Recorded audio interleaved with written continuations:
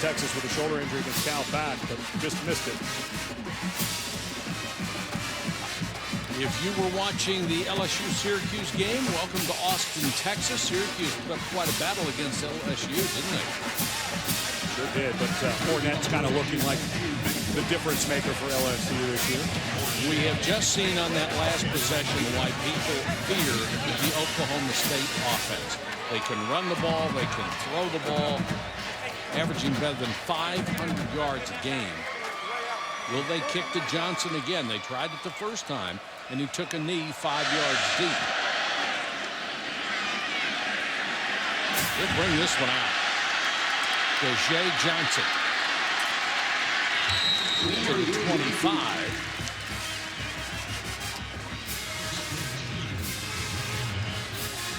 In case you missed it last week, Gerard Hurd was the guy who broke all sorts of records as a Texas quarterback.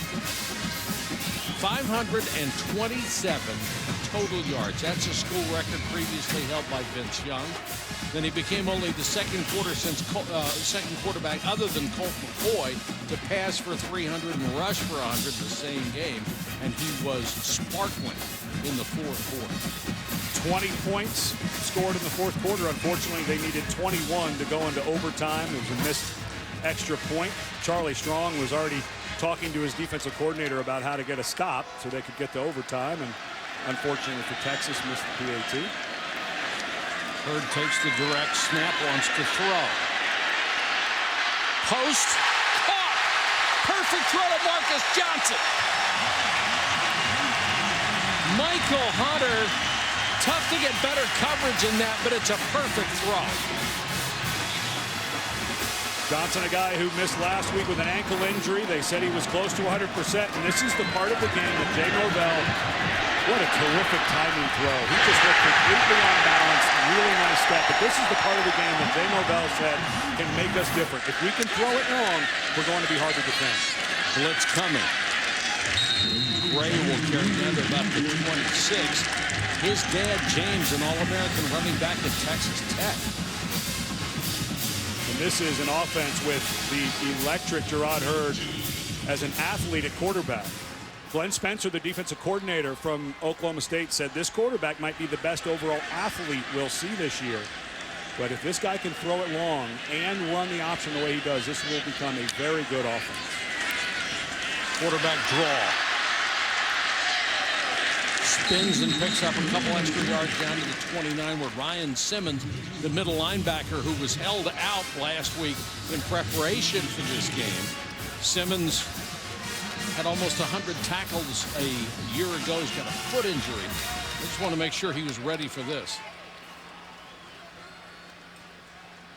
Well, they played the University of Texas last week, but it wasn't the University of Texas at Austin. It was at San Antonio. So I figured they could let him rest a bit. Hurd, little option look. Keeps, now shovels ahead to Gray. What a heads-up play by Hurd. The key to that is to keep their distance from each other, and it was perfectly done. But the credit I want to give is to the safety. I mean, that's just, if the safety doesn't stay home on that for Oklahoma State. That's Trey Flowers. Yeah, Trey Flowers doesn't stay home on that. That could have been a touchdown. Nick Rose comes on to try a field goal. The young man who was so disappointed last week with that missed extra point. This is from 41 yards out. It would be a lot for his confidence to make the first one, and he does. So Longhorns get on the board. It's 7-3. Welcome back to college football on ESPN, presented by Cars.com. Still early in this ball game, 8:50 to go in the quarter, but already 7-3 Oklahoma State over Texas. Well, how they started, I know we were waiting for that LSU Syracuse game to get over. Mason Rudolph started hot. Hits one of his favorite targets in David Glidden, then down the field. He hits Jawan Seals, and then Rudolph does a terrific job getting out of Bryce Cottrell's hold And then the young secondary of Texas loses eyes on Brandon Shepard for a touchdown that looked like it was going to be a long field goal try for Oklahoma State and Mike Gundy, but they get 7 out of their first touch.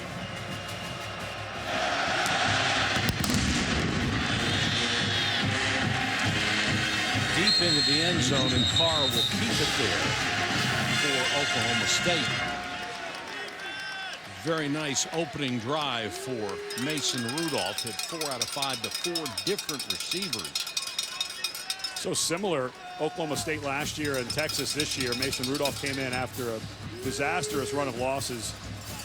They lost a big game at home to Texas, decided that Rudolph, who hadn't played and could have preserved a year of eligibility as a freshman, should play. Very much like Texas this year.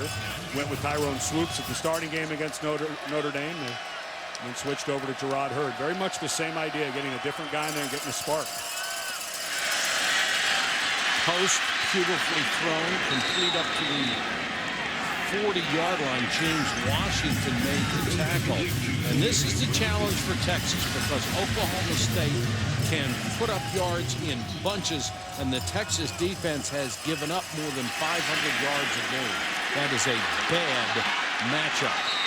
Floated to Blake Jarwin. They call him the cowboy back. It's a combination tight end and H-back. I haven't seen an offense go this fast in these first 2 series, Mike. No, in a long time. It's unbelievable. And Oklahoma State does have a lot of tempo.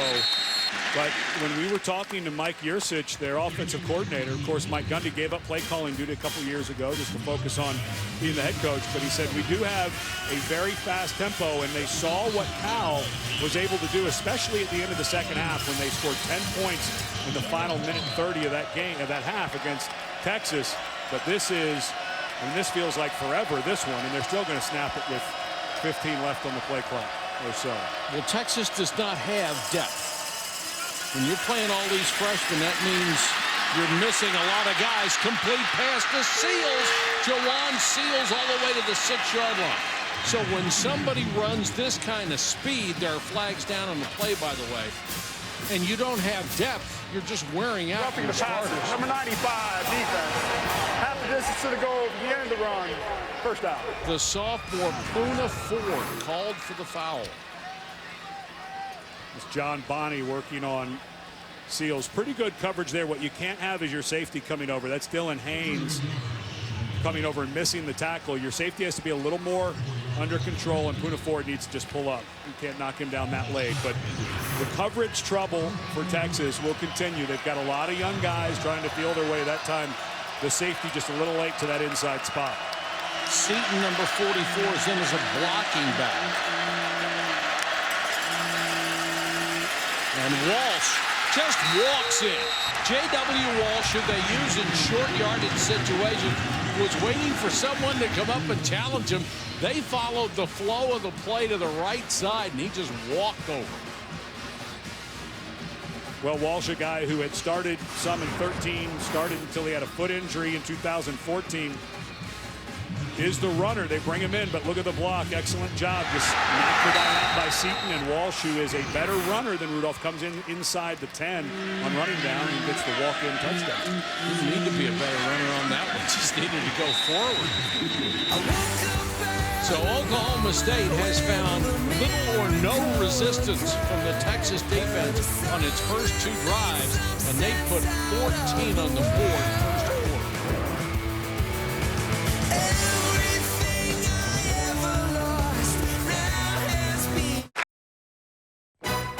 ESPN College Football is presented by Cars.com. Now Cars.com helps you get the right service without all the drama.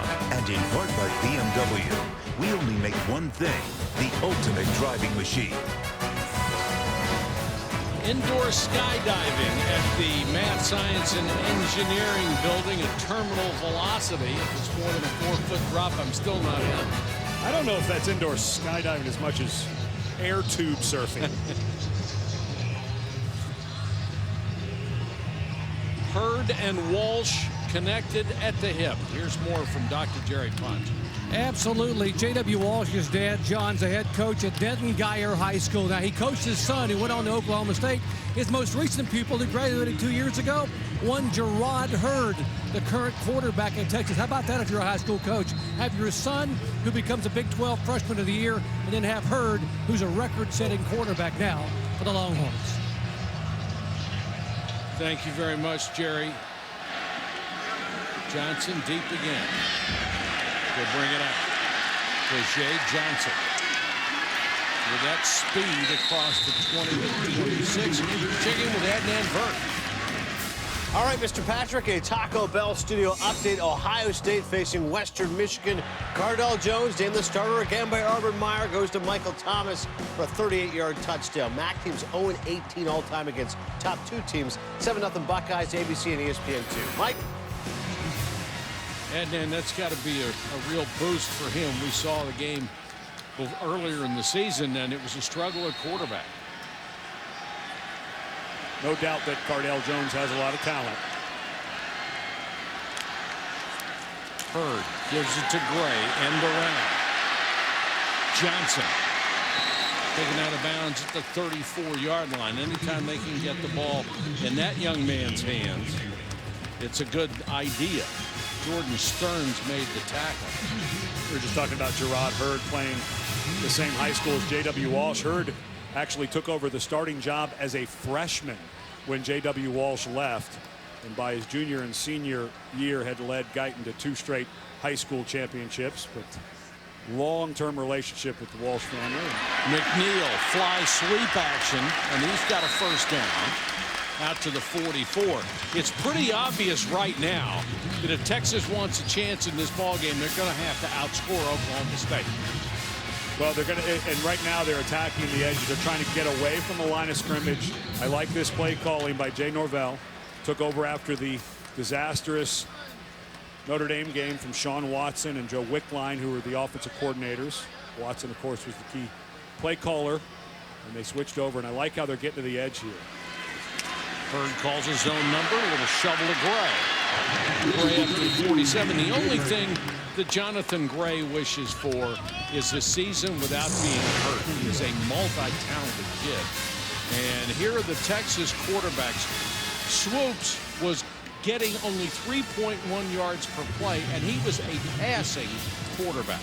And in fairness to Tyrone, the offensive line didn't play well against Notre Dame. The defense, of course, didn't play well. But Hurd was a guy who wasn't ready last year as a true freshman. Hadn't quite clicked in camp, and they decided let's go with the older guy against a very good Notre Dame team, and then made the switch the week after. Hurd again, same action. And Averett makes the stop from his linebacker position. Well, this is, you don't want to be in 3rd and 10 against this. This might be the best defense Oklahoma State has had, and that's saying something. They've had some very good defense, but they've got a very good defensive end combination in Agba and Jimmy Bean. And this is not the position you want to be in. Don't be surprised if you see a quarterback draw here where it looks like a long throw and then Hurd takes off. Agba, number 38, projected as a first-round pick, and could be a very high first-round pick. Blitz coming. Hurd across midfield, still on his feet to the 40. If you're going to blitz this kid, you'd better get it. Well, the blitz came from Jordan Burton, and he comes free, but gets right underneath of it. And this is just what drives defensive coordinators crazy. This is exactly what you wanted. You've got some pressure. Little surprise they blitz, because when you blitz, you're going to be playing man, and the man guys have to run. The guys covering man do not able to come off. So it's a little surprise Spencer just decided to bring pressure, but when you do it against a guy like this, he can make the pass. Hurd got 16 yards, looking for more. Got that little hesitation step when he runs that seems to freeze a defender, and then he's faster than they are when he takes off again. And I've seen him take a couple of bigger hits than I'd seen him take. There's Glenn Spencer, the defensive coordinator of Oklahoma State. It's hard to get a good hit on 13. The quarterback, he just moves so well. Glenn said he was glad that they got to study some tape before. He said if they would have put this guy in just for our game, right, it would have blown our minds because it just helped us to see what type of player he was. Doesn't even look to throw. Just takes off again. This is a one-man show. Now a flag is down as Gray was out there blocking for him. And Hurd looks winded.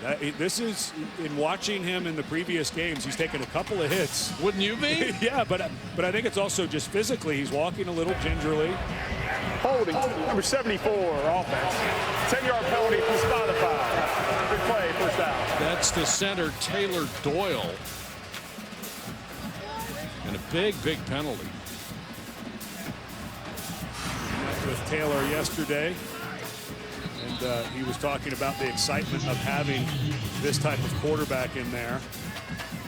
Well, not much. No, you know, the jersey pulled up, but that's where you're putting your hands. I don't know that he was slowing down. That's a big penalty for what I just saw there. I'm not saying it's a bad call, but man, he wasn't yanking the guy down or turning his shoulders. Just his hand got a little bit to the outside. Let me ask you a question. What does the center have to do in order to get a penalty? Tackle the guy. Throw him down sideways. He was definitely, the hand was outside the frame, and that's the key. Taylor's right hand got outside the hands of the defensive lineman. If you get him inside, you can rip that jersey right off. They're not going to call it. But the problem for Taylor was his hand got to the outside. I think Charlie Strong is questioning the spot here.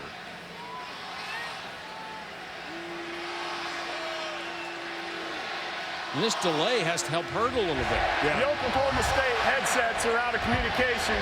Texas has to take their headsets off. After enforcement of the penalty, the ball is just short of the line of game. It's second down. It's interesting. We saw that last year in a game with Penn State, but there is no rule that says you have to take your headsets off, but some conferences, they choose if one side's headsets go out because of sportsmanship, they'll take ours off. So I give credit to, there is no rule in the rule book. This is kind of conference by conference. So I'm sort of amazed by that, too. It looks like Mike Gundy still has his headset on. It'd be surprising if he has a dead headset on. Gray needed to get to the 30 for a first down. Looked short. And the middle linebacker Ryan Simmons came over together. If you're Texas, let me steal a page from your book. We're only in the first quarter. I don't think you can be thinking field goals anymore. As tough as it's been, and now you see all the headsets coming back on for Texas. Looks like Oklahoma State has their problem sorted out. And if you're thinking that, Mike, why not take a shot here? If you're Oklahoma State, you have to think they're running inside. Hurd good enough to unleash one. Tight formation. Still on his feet. And it's Tyrone Swoops who comes in. At 244 pounds, they send him in on short yardage, and why not? And they can throw off of this, too. We were just talking about Hurd looking a little beat up. He's only 195 pounds, only his second year in college football here. Swoops is a junior. As you mentioned, almost 250 pounds. Terrific run, good eyes, and a nice way to keep this guy involved. Hey, the backup quarterback sometimes is the most important position on the team. So it's good to get this guy some run. Hurd straight back, throws out in the flat. Johnson. Dejae Johnson picks up about 8 to the 11-yard line. Jordan Stearns. Terrific catch by Johnson. He had a couple of drops last week. It's not a very natural catcher of the ball. Thrown high, but look at the agility of this guy. Now you see why teams kick away from him in the punt and the kick game.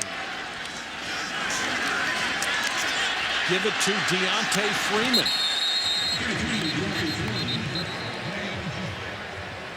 And there is a flag down on the play. Holding, number 55, offense. 10-yard penalty from the previous spot. Replay, second down. That is a star in the making, freshman left tackle Connor Williams. And these are self-inflicted wounds.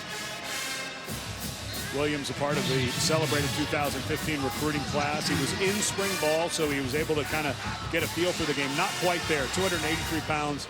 This will be a much different player at this time next season, but he's in there scrapping. Has great technique. He looks the part. He's tall with long arms, has good balance. think he's going to turn into a fine one, but like a lot of people at Texas, playing probably earlier than you'd want them to. Empty backfield for Hurd. Throws over the middle. Boy, what a defensive play by Jordan Stearns. The safety came up. The timing looked perfect on that. And the fans reacting, wanting potentially a targeting call. Let's watch slow to see if this is. That is not targeting. He did not lower himself and launch into the head neck area. There was contact in the head or neck area, but that doesn't matter. It has to be forcible contact, including the term targeting, meaning that Stearns comes in and aims at the head or neck. He clearly did not. Good no call. Big third down here, 3rd and 12. They need to get just inside the 10 to move the chains. And early movement looked like Perkins. That may have been on the center because it looked like everybody moved and the ball wasn't being snapped. As a former center, I thought we'd already established that nothing can be the center's fault. False start. Number 76, offense. 5-yard penalty. 3rd down. I stand corrected. See, it wasn't. It was the right tackle. I apologize. But it sure did look like everybody but the center was moving, didn't it? Yeah. And now, you know, you were talking about field goals versus touchdowns when you have not been able to slow down Oklahoma State. You know, this is one, a screen, a quarterback draw. This guy with Hurd, he's good enough to pick it up, but you pick up 9 or 10, you may be thinking about it. I think they probably pick the field goal, but it's a good thing to think about. Oklahoma State shows blitz. They come with 4. Johnson out in the flat. 2 defenders there, and he can't get away. Kevin Peterson just wouldn't let him go anywhere. Great tackle, and now they'll have to go for the field goal. Boy, and they lost a lot. They lost yardage on that. Yes, now you're creeping out to a longer field goal. This is not quite career long range, but this is not a gimme for Nick Rose. Distance has not been a problem for him. And it's Trey Holtz, the holder, son of Skip, the head coach at Louisiana Tech, and grandfather Lou, former Notre Dame and South Carolina coach. And he's a quarterback. He can throw. But Rose delivers. He's now hit for 41 and 46. Texas on the board again, but with the second field goal and not the touchdown they may have needed.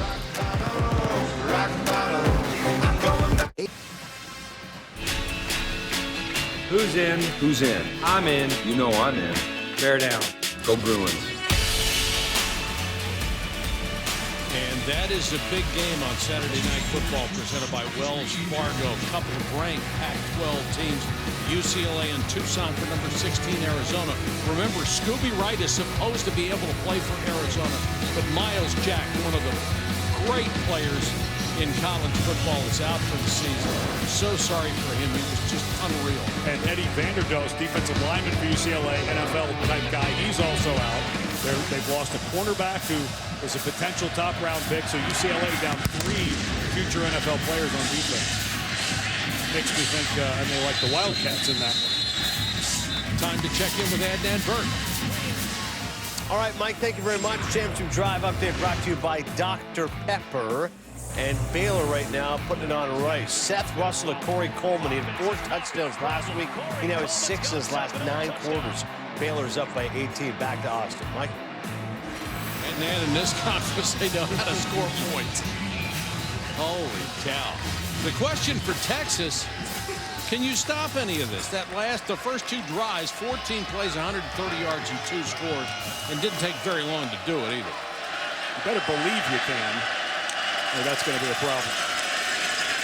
Flip it out in the flat to Brandon Shepard, and Shepard still on his feet. Flag is down as he was taken out of bounds to 45. It may be on Jeremy Seaton, the fullback, for a hold. And, you know, this is actually very similar. What Seaton did is very, very similar to what we saw Taylor Doyle do a moment ago. It's not egregious,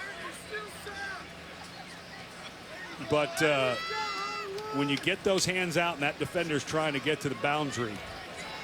Holding, number 47, offense. 10-yard penalty if you spot a foul. Replay, first down. That's the other H-back / fullback, Blake Jarwin. But I'm quite certain it was 44. I think they maybe misidentified the number. Here's 44 right here. Yeah.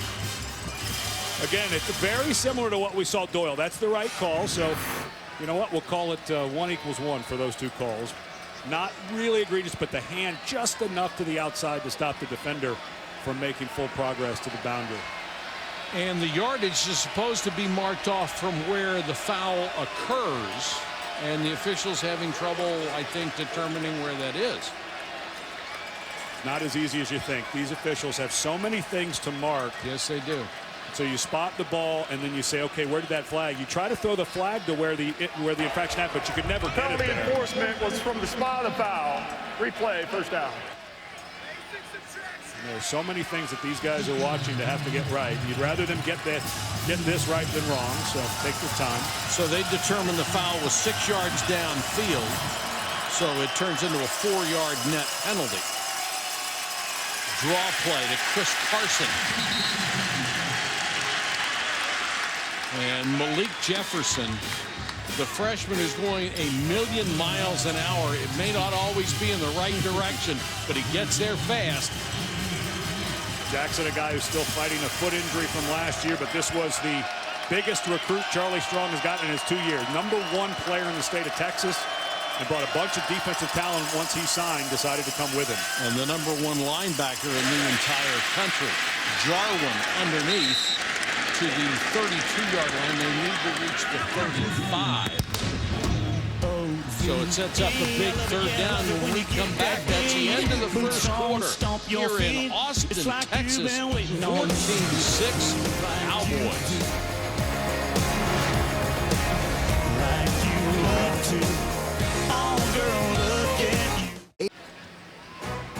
Welcome back to college football on ESPN, presented by Cars.com. We're in Austin, so that is the capital of the state of Texas. Beautiful city. Yes, it is. 3rd and 3, big down here for Texas defensively. It feels like a rundown for Oklahoma State, maybe a read option. Texas has not been able to stop Oklahoma State at all, and they come out throwing. Another post. The middle of that field is wide open as they complete this one to Washington. That's Chris Boyd, one of the true freshmen, starting to get some run for Texas in the secondary, but the safety play has been the problem really for Texas. The safeties from the start of the season just having trouble with their reads, understanding some of the coverage. It's a very young secondary. Even the guys who are older have not played much, so a lot of learning to do on the back end for Texas. Rudolph lost the ball. Picked up by the Longhorns. Picked up by Hassan Ridgeway. Touchdown, Texas.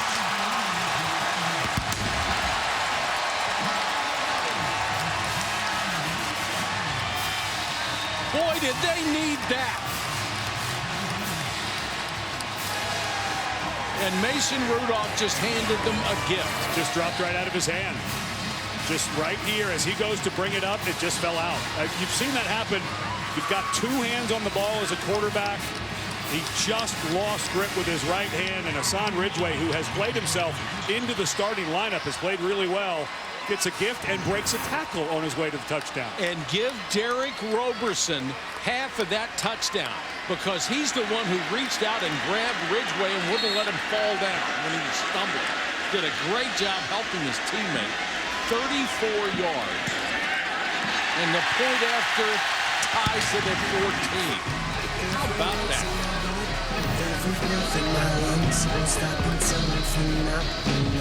I think Roberson would probably say, I didn't need the help. I would have scored all by myself.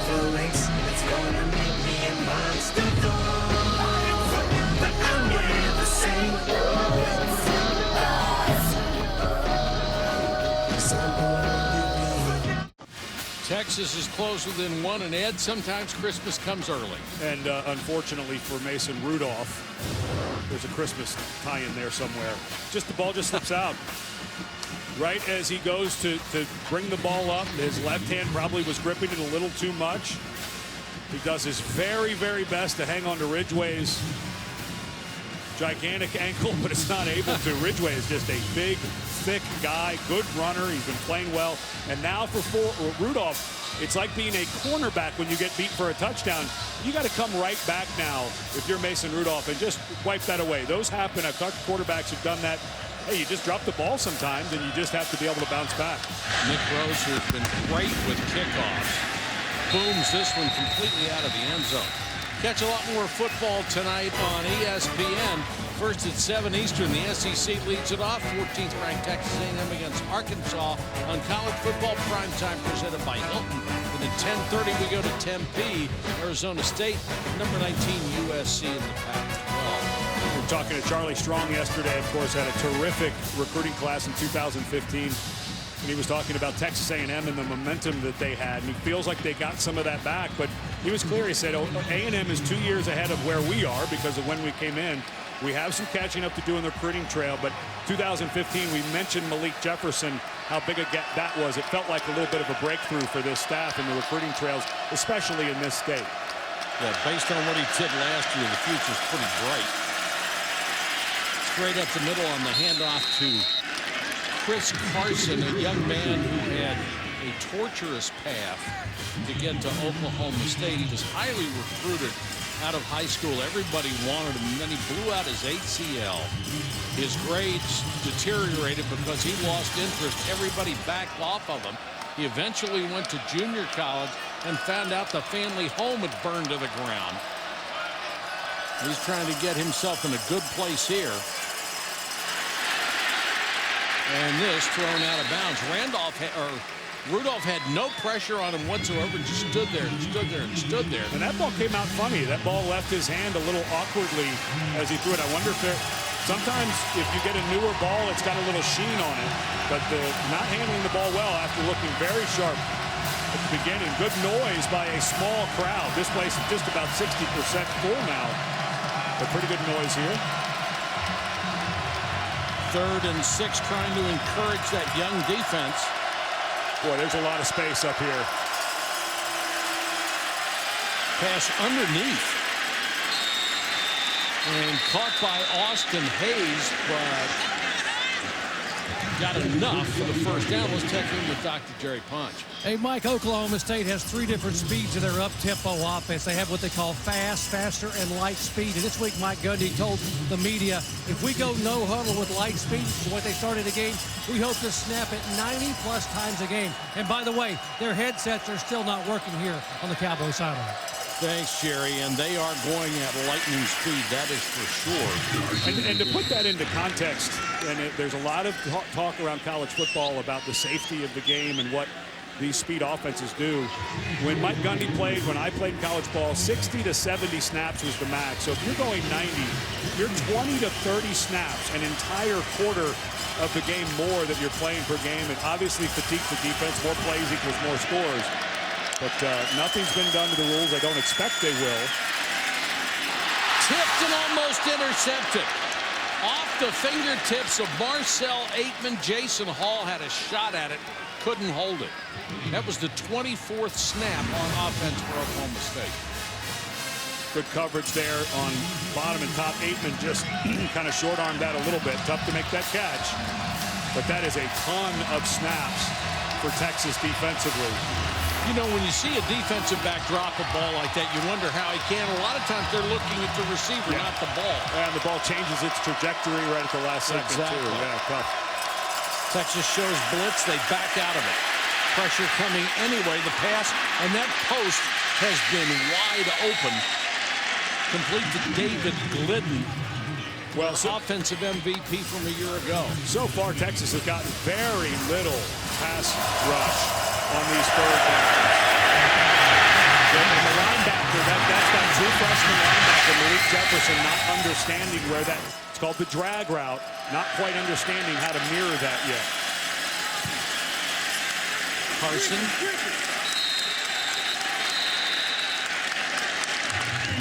You know, we were talking to Vance Bedford, the defensive coordinator from Texas yesterday, about all these young guys. And that right there, that middle drag route, that's a middle linebacker. If you have a 4-year starter at middle linebacker, he's going to be mirroring that. He's going to make that a hard throw for the quarterback. But he was talking about Jefferson, who's just a true freshman. He said in his football knowledge, he's a second grader. He'll be junior high school next year. We'll finally get him up to senior. He's going to be great when he's there, but just The pass game is the hardest thing for young players to get used to. Not just the speed, but how good everyone is in space and understanding their routes better than you saw in high school. Rudolph gives to Carson. They've done a good job against the ground game. And Jerry Punch, a question for you. With this speeded up offense and more snaps, how hot is it down there?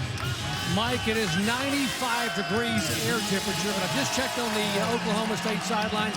They used an infrared thermometer a moment ago, and the field itself is 128 degrees. It is hard to breathe down here. Doc, that's remarkable. And all these snaps, and remember, Texas defense not that deep, so the same guys are out there. Pressure coming this time. Rudolph just throws it up for grabs, and it's picked off. Intercepted by Chris Boyd. Mason Rudolph with the worst throw of the day. There is a flag down back in Texas territory. I think they're going to get a personal foul roughing the passer. Roughing the passer. Number 93, defense. 15-yard penalty. And an automatic first down. That's Paul Boyette Jr. Totally unnecessary.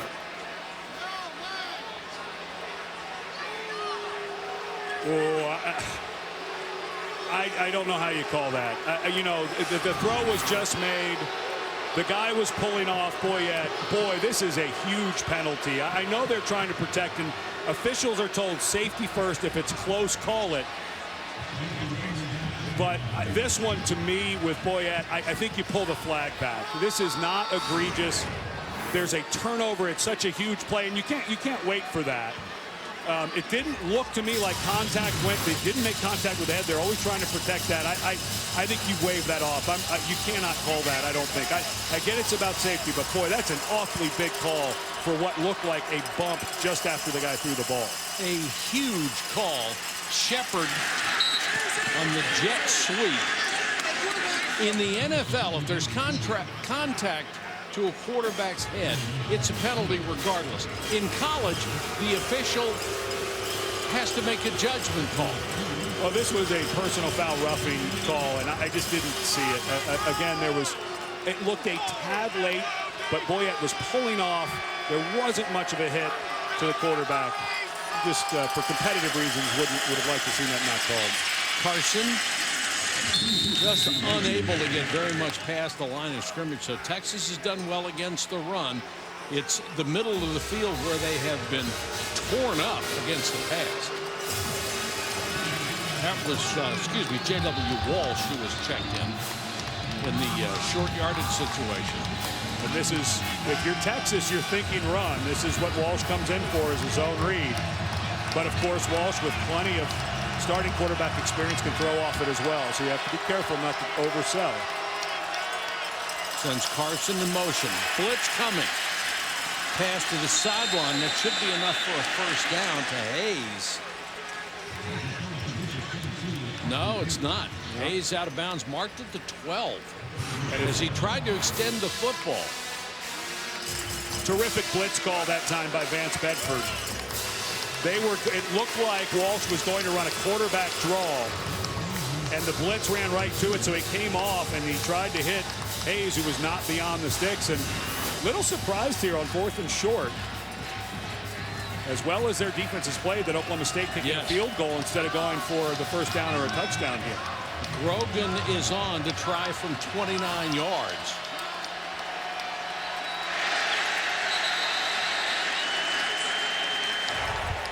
Play game. Offense. 5-yard penalty.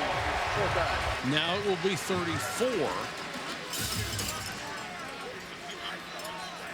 Well, remember, if you're Texas, you can decline this if you want. A lot of times you take this penalty on offense to back so your kicker doesn't have the illusion he's kicking into a tighter angle. I think if it was closer and the angle was worse, they would have. We saw it a couple of weeks ago.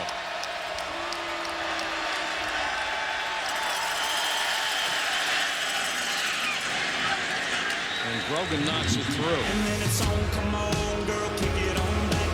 Texas fans unhappy this time, not with their ball club, but with the officiating. There ain't nobody this cornfield into a ESPN College Football, brought to you by Chevrolet. Find new roads. And Chick-fil-A. We didn't invent the chicken, just the chicken sandwich. Some of the items from former Longhorns Tom Landry and Bobby Wing at the Gridiron Glory, the best of the Pro Football Hall of Fame, a traveling museum that will end up at Super Bowl 50. In a couple of days, Monday Night Football, as the reigning league MVP Aaron Rodgers and the Packers with that great offense against Jamal Charles and the Chiefs at 8:15 Eastern on ESPN. Streaming live on Watch ESPN. And Jamal Charles, the last Texas running back to break the 1,000-yard barrier.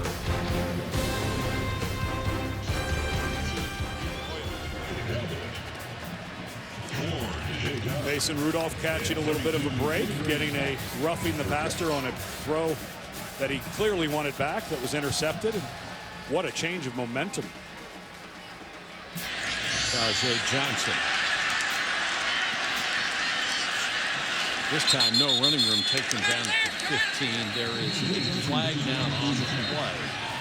Chad Whitener made the tackle on special teams, and we'll check out this marker.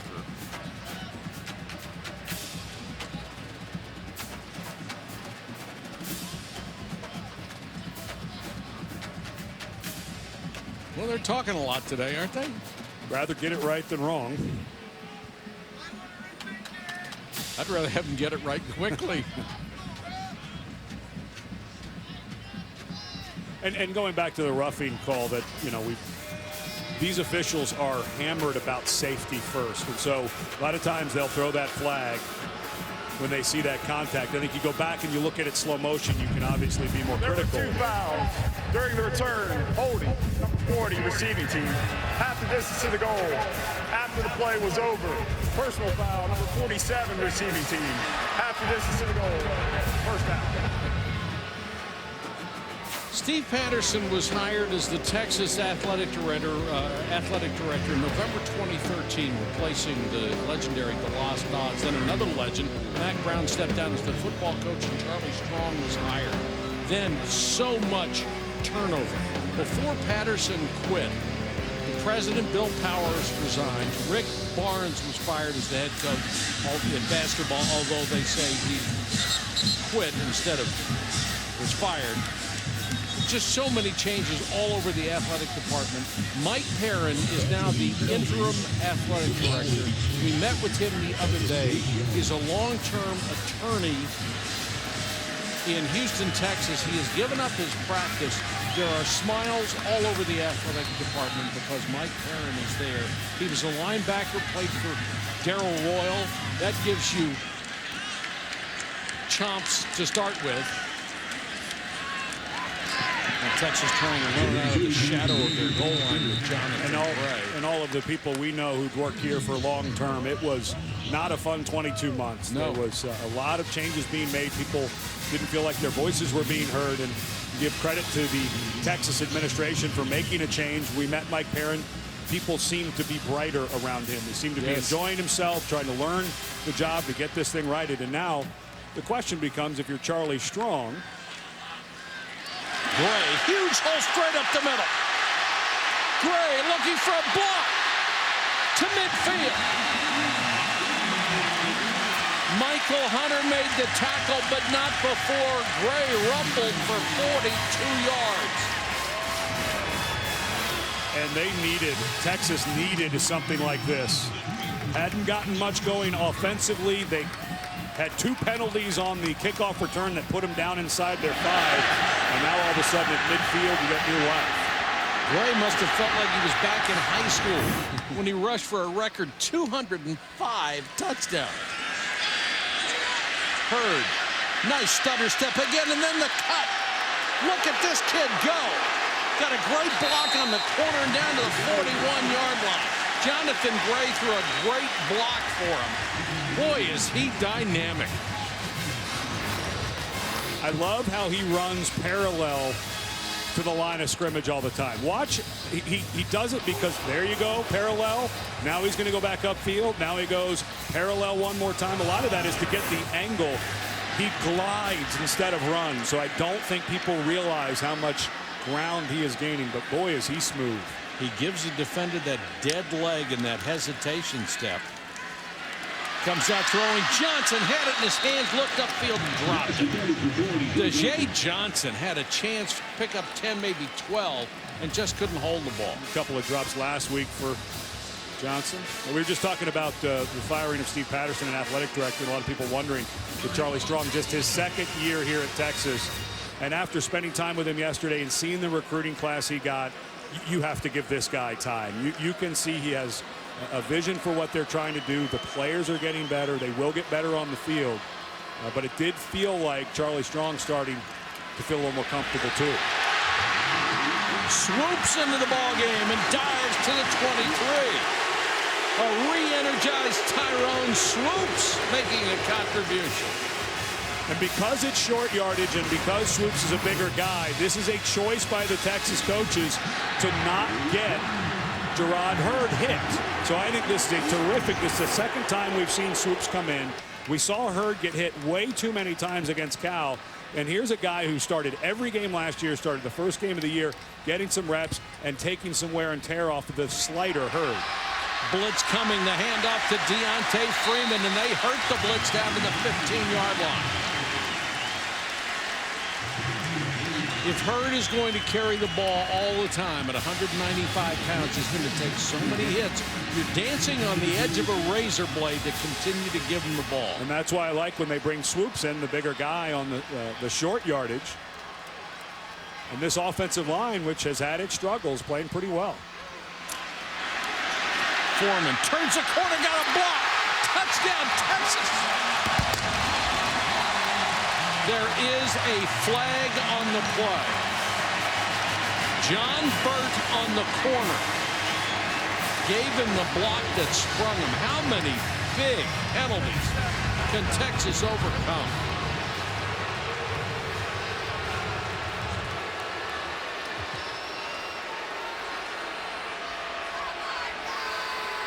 Nine penalties against the Longhorns in the first half, and they all seem to be big. Holding was the call. We could not hear the official as Mike was going in and out.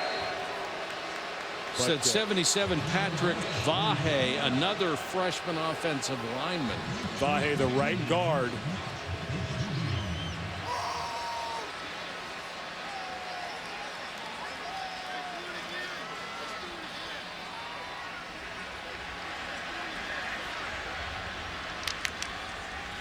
First down again.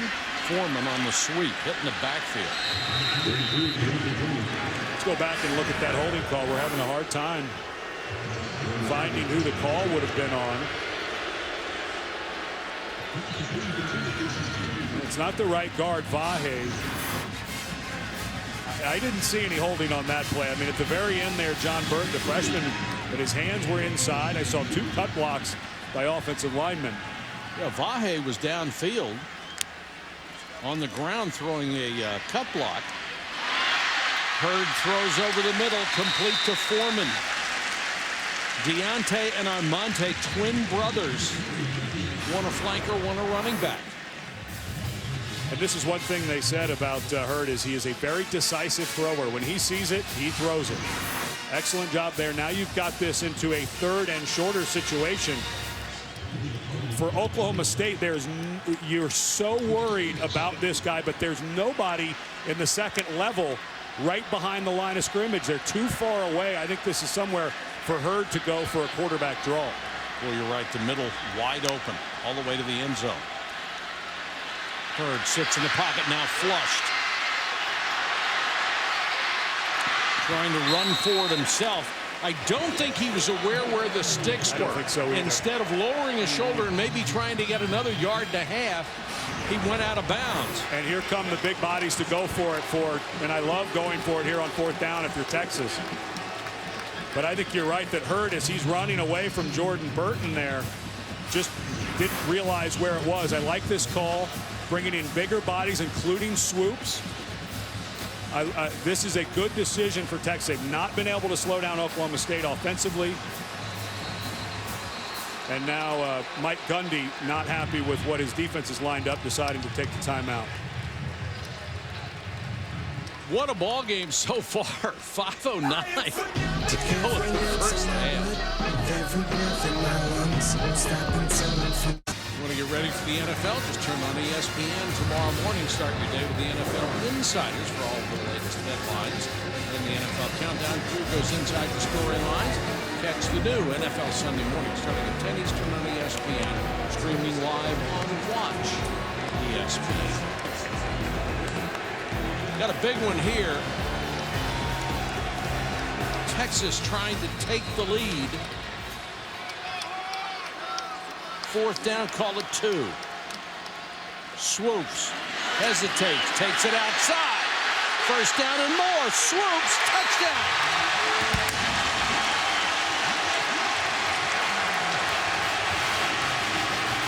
What a patient run. And if you're not patient, it doesn't work.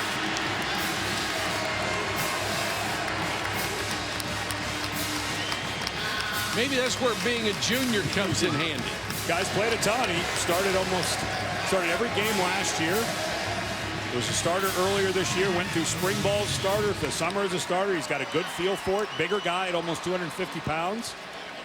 And I love going for it there on 4th down. This is feeling like it's going to be one of those 55 to 50 type of games. And if you're Texas, 3 wouldn't have cut it down.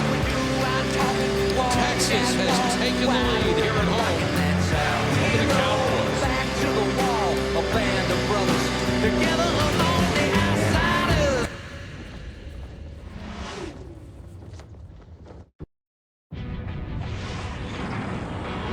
ESPN, home of the college football playoff. To me, it's amazing with the college football playoff now. Early season games, to me, become even more important because some of them are indeed elimination. Yeah, you think of Oklahoma State, their schedule really lines up nicely for them to be maybe 8-0 if they're able to win this game going into November. But yet you lose this one. And even if you end up for Oklahoma State with 2 losses, you're out. So I don't know that Oklahoma State's quite up at that level this year. They have been in the past, but sure has reverberations. And then if Oklahoma State beats somebody from the Big 12 late with no losses, with that schedule backloaded, they can play a big hand in it. Rose has just been tremendous on kickoffs, and we go to the studio and Adnan Vert. All right, Mike, thank you very much. Who saw this coming? UMass has given Notre Dame a game. It's 14-13 midway through the 2nd quarter, and that's Deshaun Kaiser to Will Fuller. However, it's tight. 1-point game right now, late in the 2nd. Mike, back to you. Break up UMass. Well, for Notre Dame, unfortunately, though, they've lost so many players. Of course, Malik Zaire, the quarterback's out. Everett Golson had already transferred to Florida State. They lost their top running back, their top tight end. It's a tough go for the Irish. Straight up the middle on a power run, Chris Carson. Because when we went back, we had Notre Dame at Virginia the week after they dismantled Texas, and watching them and watching Notre Dame with a full slate of or full roster of players, they look like a playoff contender. I'm not sure that's the case anymore. You cannot lose as many folks as they have. They're solid, but I don't know that they're at the level they were when they beat Texas. Rudolph on 2nd and 4 wants to throw. This one is tipped away, intended for Marcel Aitman. And Holton Hill, guess what? Another freshman, was in perfect position. How much more confident is Texas defense playing right now? At the end of the game last week against Cal, they started making some plays because they knew they have a dynamic playmaker at quarterback. Well, now they have 2 with Swoops and Hurt. So this defense starting to feel a little better about themselves. Rudolph has hit only 3 of his last 6 after a 9 of 10 start. Blitz coming. They don't get there. The pass underneath is going to be good enough for a 1st down to Blake Jarwin as he ran a drag route underneath. Peter Jenkins, the weak side or strong side linebacker, made the tackle. And here goes Oklahoma State moving very quickly again. This is what they call light speed. And there's a light speed run for Chris Carson across midfield. See that acceleration, but Carson took a hit on that right leg, got up a little gimpy as he went to spin and plant. It looked like he took a hit directly to that right leg. This is the most agile, fast running back they have. So you could see that acceleration when you saw the hole there. He is an explosive guy. To bring in their change of pace back, Rennie Childs, number 23, on first down in Texas territory. Childs. Nice hole. And Childs very close to a first down at the 39. They felt like Childs would give them the fresh legs, and you just saw that. Good burst there. And this is a Texas defense that has really struggled stopping the run. 120th out of 128 teams in rush defense. And the guys in burnt orange, they're sucking some wind. This is a lot of offense that they have had to defend in this first half. They show blitz. And that forces Rudolph to change the play.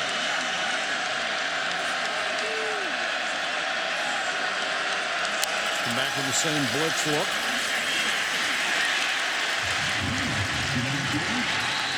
And the handoff won't get much. Childs stuffed as he picked up a yard.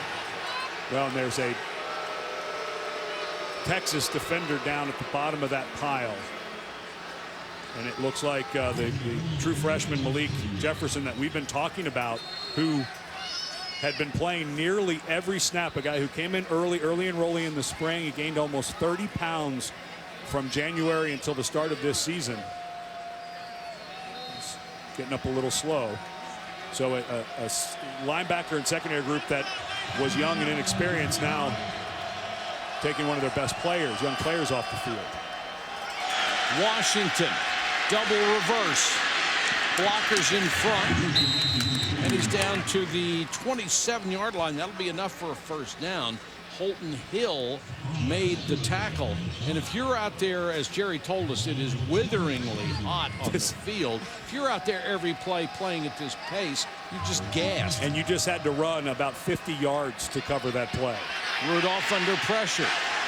Floats another one to the sideline. Not a soul out there. And now the officials are going to talk it over. Will it be intentional grounding? I don't know what else it could be. Yeah, he's not outside the tackle box, and here comes the official. Excellent job by the referee. Intentional grounding. Number 2 offense. The quarterback did not leave the pocket before he threw the ball away. There were no receivers in the area of the pass. Lost it down, spotted foul, and second down.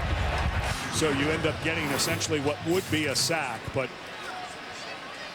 a 5th rusher came for Texas. Excellent job on the blow-up. I believe that was Edwin Freeman who came in and drove in. So you get basically with that, not basically, you get literally what would have been a sack. So the down and the distance. Vance Bedford deciding he can't get there with 4 guys. Need to bring somebody else. Backs out of this time. Oklahoma State will try to run with Childs, but Puna Ford says nothing doing. Well, the Texas defensive line, as tired as they may be, did an excellent job of pushing. Puna Ford, just terrific explosion into the right guard, number 57, Paul Lewis, just didn't have a chance. Good hands, good explosion with his hands, and off the ball, pushed the right guard right back into the run lane. Now 3rd and 21. Get inside of here, you pick up about 10 yards, you're getting into field goal range. And it's going to be a timeout for Oklahoma State. With 1:39 to go in the half, can the Cowboys move the chains?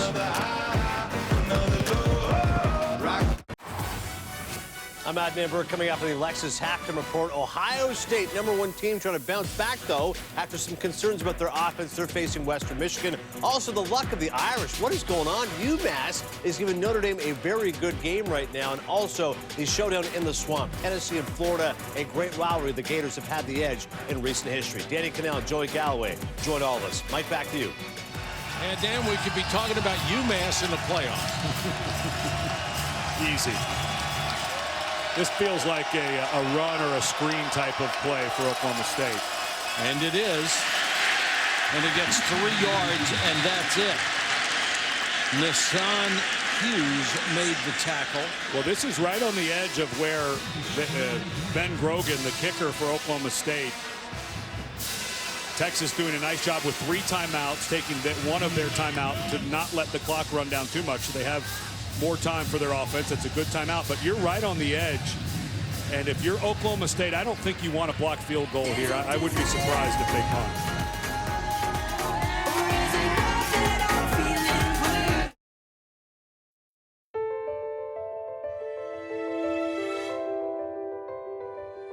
Across the world, they are known as daring dreamers, innovators, and game changers. But around campus, they're known as the competition. The University of Texas. What starts here changes the world.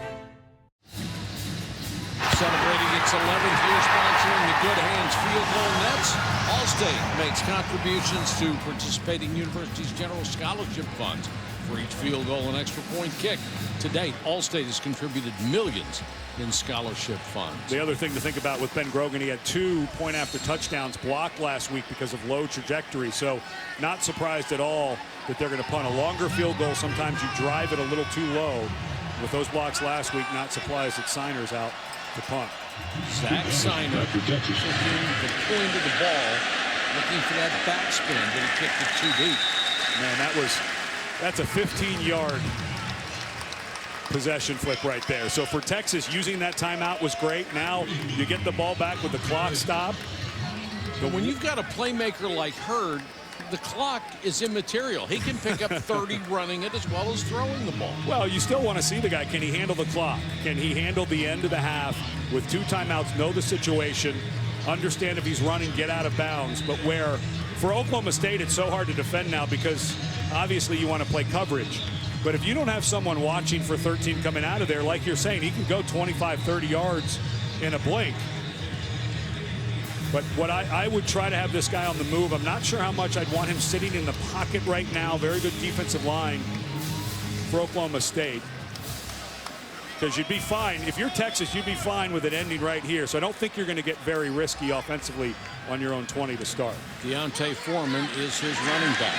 Hurd, screen to Foreman. Blockers in front. Foreman taken down at the 35. Kevin Peterson. Nice job defensively in the secondary. Boy, if Peterson doesn't make that tackle, that might be a touchdown. That's Glenn Spencer looking. There was no defense to that side. Peterson, his best player, saved what looked like a much bigger play. Good call by Texas to start. Hurd against the 3-man rush. That's complete for a short game to Marcus Johnson. He had the big catch early in the ball game. And they can throw it long. This young man does have a good touch on the long ball. So Oklahoma State playing 2 safeties back. So you have to work the sidelines, work the screens, and maybe some quarterback runs in here. 4-man rush this time. They'll throw underneath. Burt gets out of bounds. The 41. They'll be about 3 yards shy of a first down. And for Oklahoma State, they're stuck in that space where you can't play too tight, but you don't want to play too far off. You cannot get beat over your head here if you're Glenn Spencer. So you're okay with these 4- and 5-yard throws. You wish you could get a tackle in bounds, but Norvell calling it really well. And slipping and going to a knee was Foreman. I think about a timeout. If I'm Oklahoma State here, right, I would think about a timeout here if I were Oklahoma State here on 4th down. Really surprised they're letting this much clock run away. They've only got 1 timeout left. It looks like they're willing to take it to the locker room with them.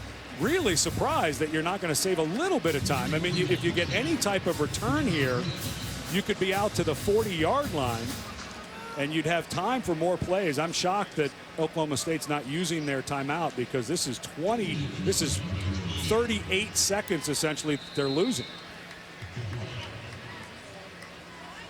Flag is down.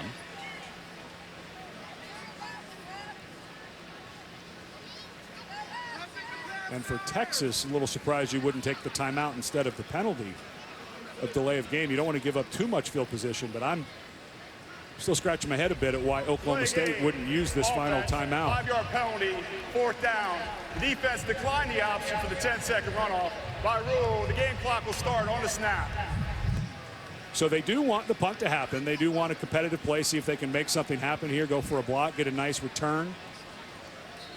And with nobody back for Oklahoma State, there is no deep man for Oklahoma State, so clearly going for the block. So just kick it.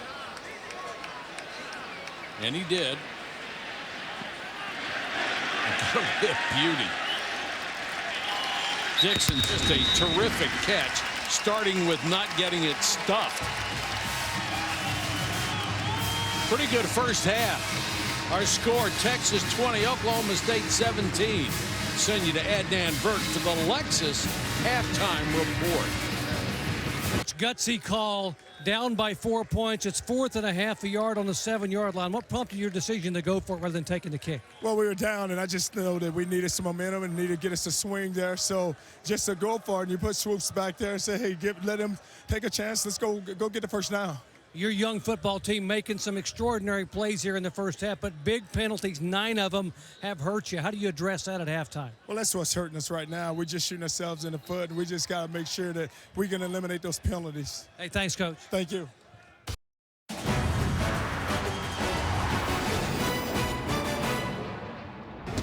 O-V-E, I love it, yeah, I love it when you get that beat. Boots on, stomp your feet. It's like you've been waiting on me to, like you do, like you love to.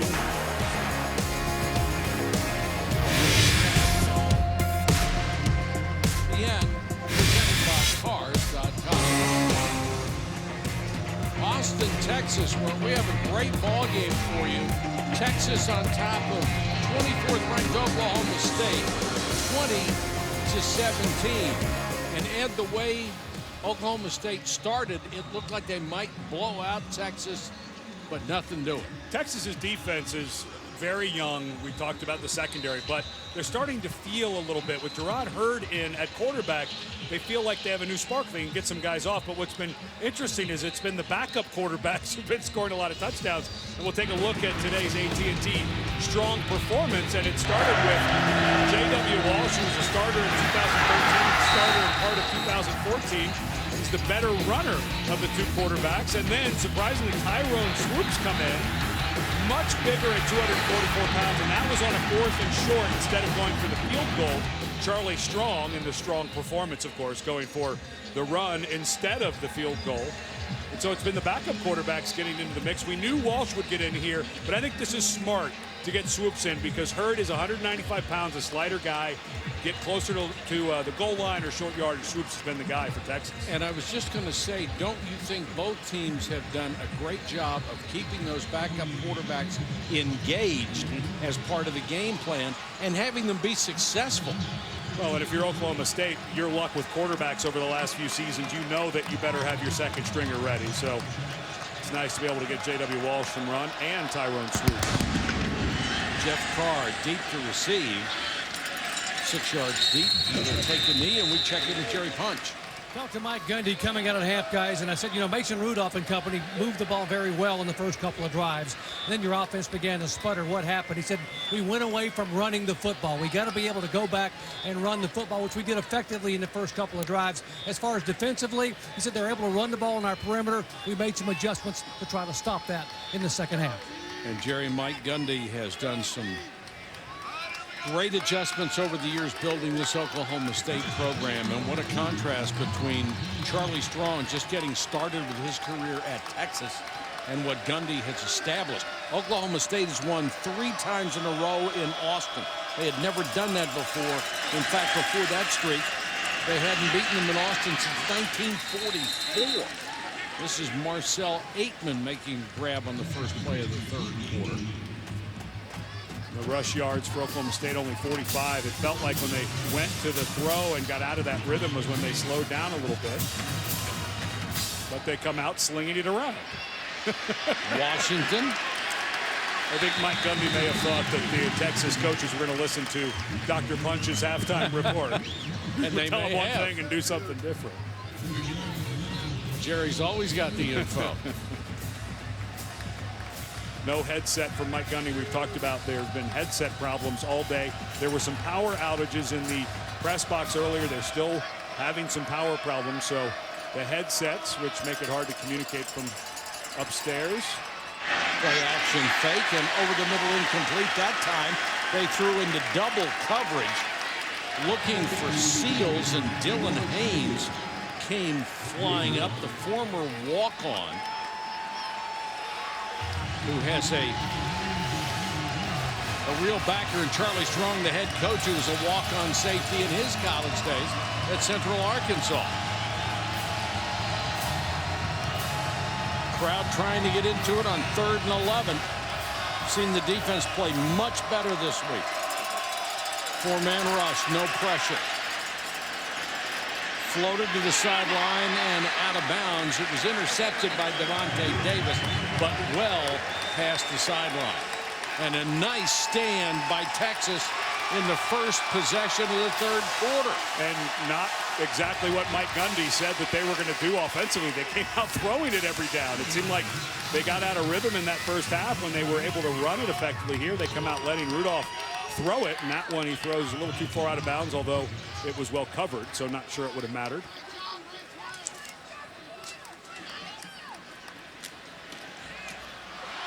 Johnson on the run. Deshae Johnson. That's why people have tried to kick away from him. He's 5th in the country in punt returns, 24-4. He took a very short punt and returned it for 31 yards to set up Texas near midfield. Gerard Hurd, who, when you study him, one thing that becomes very apparent, he has terrific vision. Great eyes. He sees everything. He can look things off. He feels like he's really grown into the pass game in a way that maybe nobody thought he could. I think the coaches are so excited about how quickly he determines where he wants to go, what he sees in the passing game. And, of course, he's just magic once he pulls the ball down to run. But it's the throw game that's going to be the difference. And some good momentum here. Little flanker screen they want to throw. Double off of it, and Bird is wide open. Touchdown, Texas, but there is a flag down. I think they're going to bring it back that it was a forward pass. Sure was. Holy cow, they set that up perfectly. And John Burt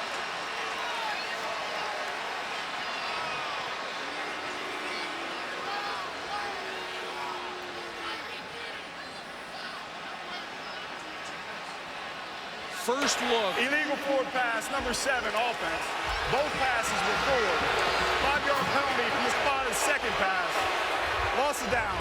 It's second First down. look, it looked like the ball floated forward. Yeah, and it's really the quarterback. Watch as Hurd goes to back up. He throws it in front of, just barely. I mean, that was about a foot forward. Yep. And Marcus Johnson looks like he maybe should have come backwards a little bit more. But this ball, when it was thrown, it went forward by about a foot.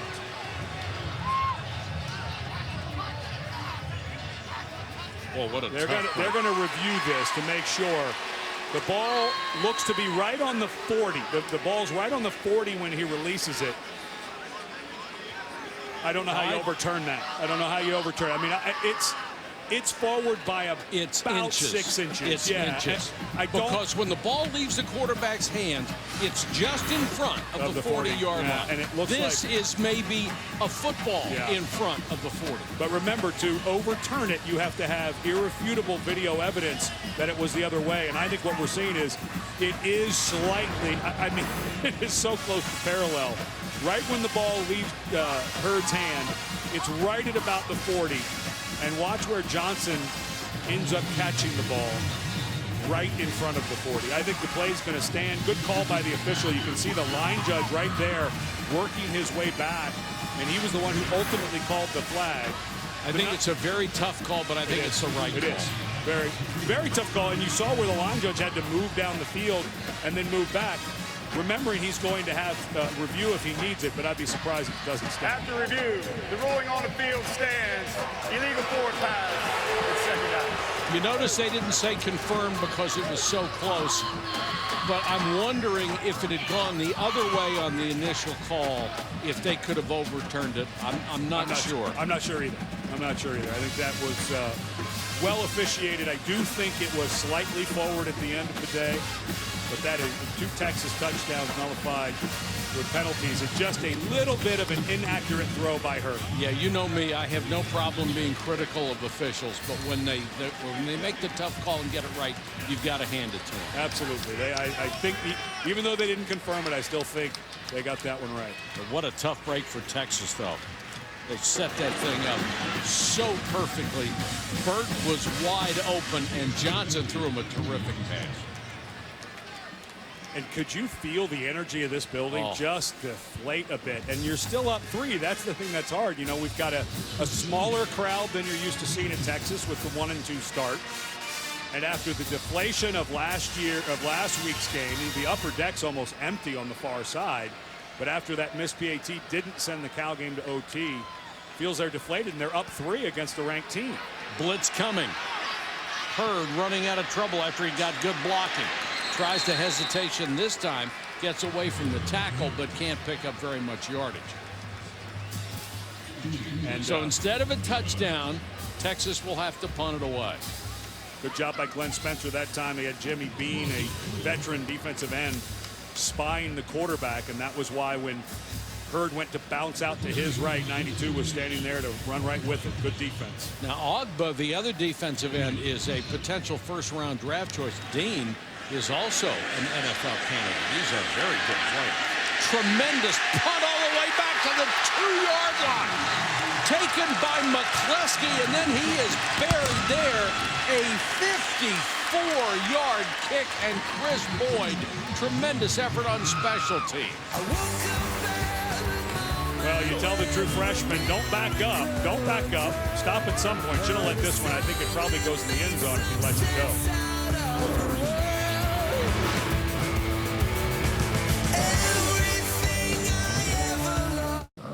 The Texas High School Coaches Convention this summer, he stood up and said, if you don't play with a fullback, we'll kick your ass. Throw it 70 times a game, we'll kick your ass. He just got his ass kicked twice in a row, and probably next week by A&M as well. So that did feel good. That is Cliff Kingsbury calling out Brett Bielema after he beat him last week, when Bielema had disparaged that offense in front of the Texas High School Coaches Association. Of course, you'll have Arkansas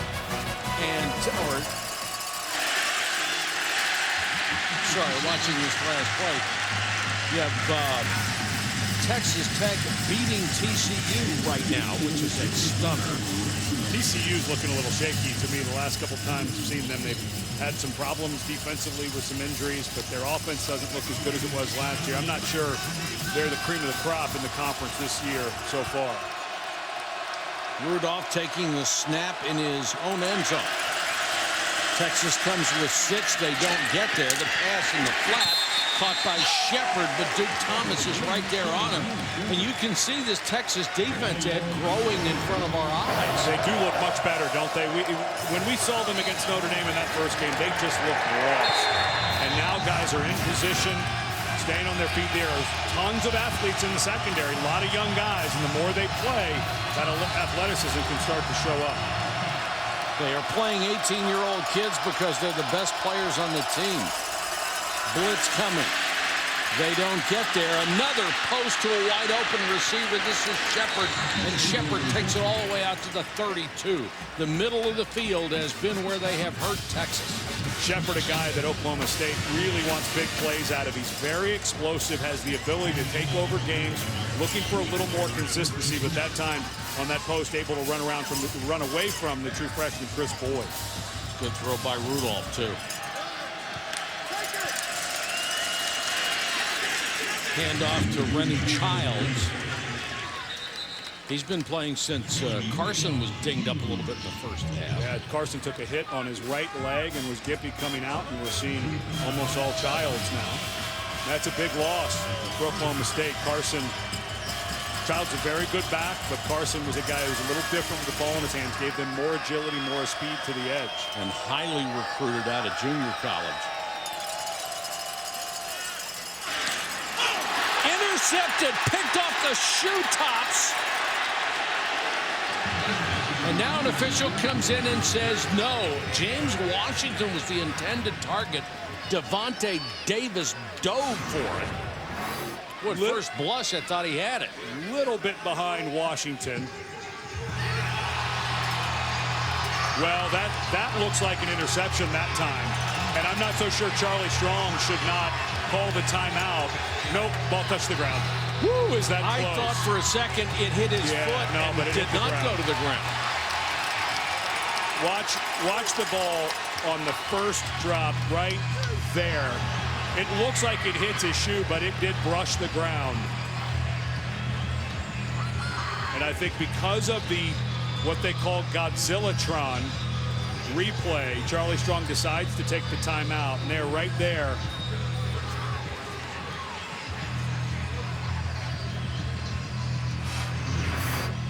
But Charlie Strong takes the timeout. Now you're able to challenge. If the challenge is not upheld, you lose the timeout, and you also lose the challenge, which means you cannot challenge again. You get one challenge unless you win. But that is it is closer than what I thought, but I don't think there's any way that this gets overturned. It still looks. The ruling on the field is confirmed. Incomplete pass. It's third down. The one angle that we had showed the ball hitting the ground instead of his toe. Yeah.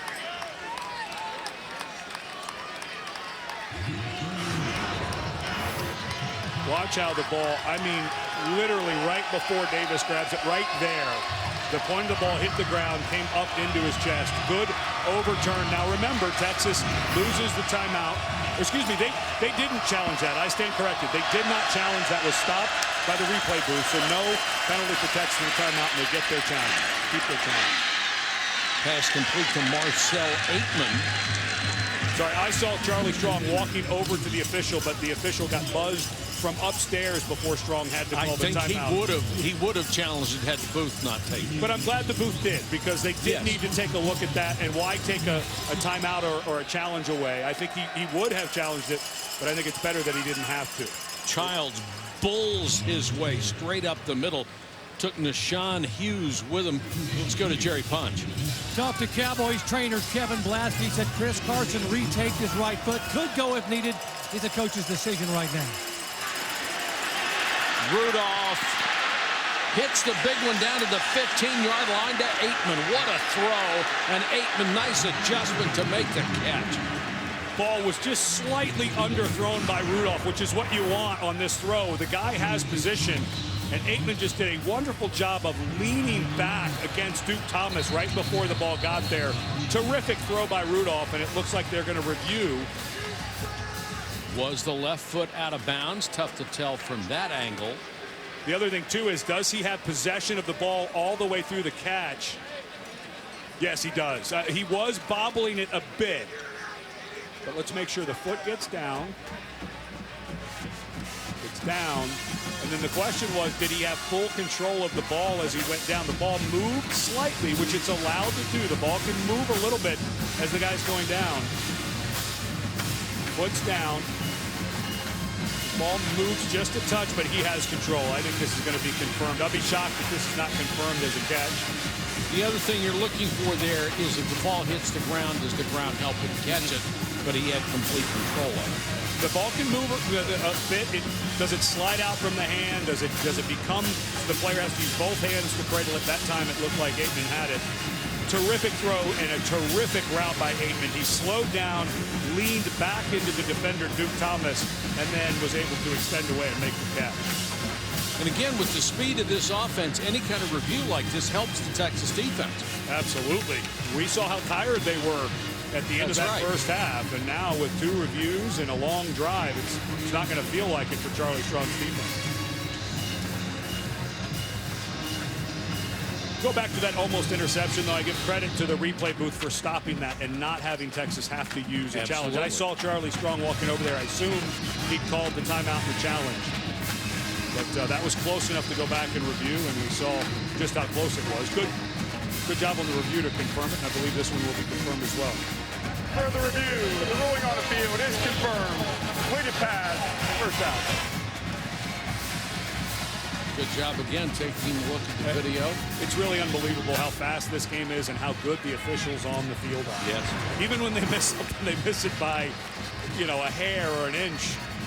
This is just terrific. You can see the official right here in perfect position, backpedaling just like a defensive back, eyes on the ball. Terrific officiating. Rudolph again in the pistol. Straight up the middle, Childs again. Gain of 8, stopped at the 11-yard line, and they have found something in the middle of this Texas defensive line. Well, they're getting some trap blocks in there. That time Blake Jarwin came across and got a nice block. You got another trap block here potentially. Instead, they throw to the outside, have it completed to Glidden, who has been quiet since early in the ball game. Devontae Davis, the guy who almost made the interception coming off. It looked like he may have hurt his foot for Texas. One of the true freshmen that's getting a lot of run.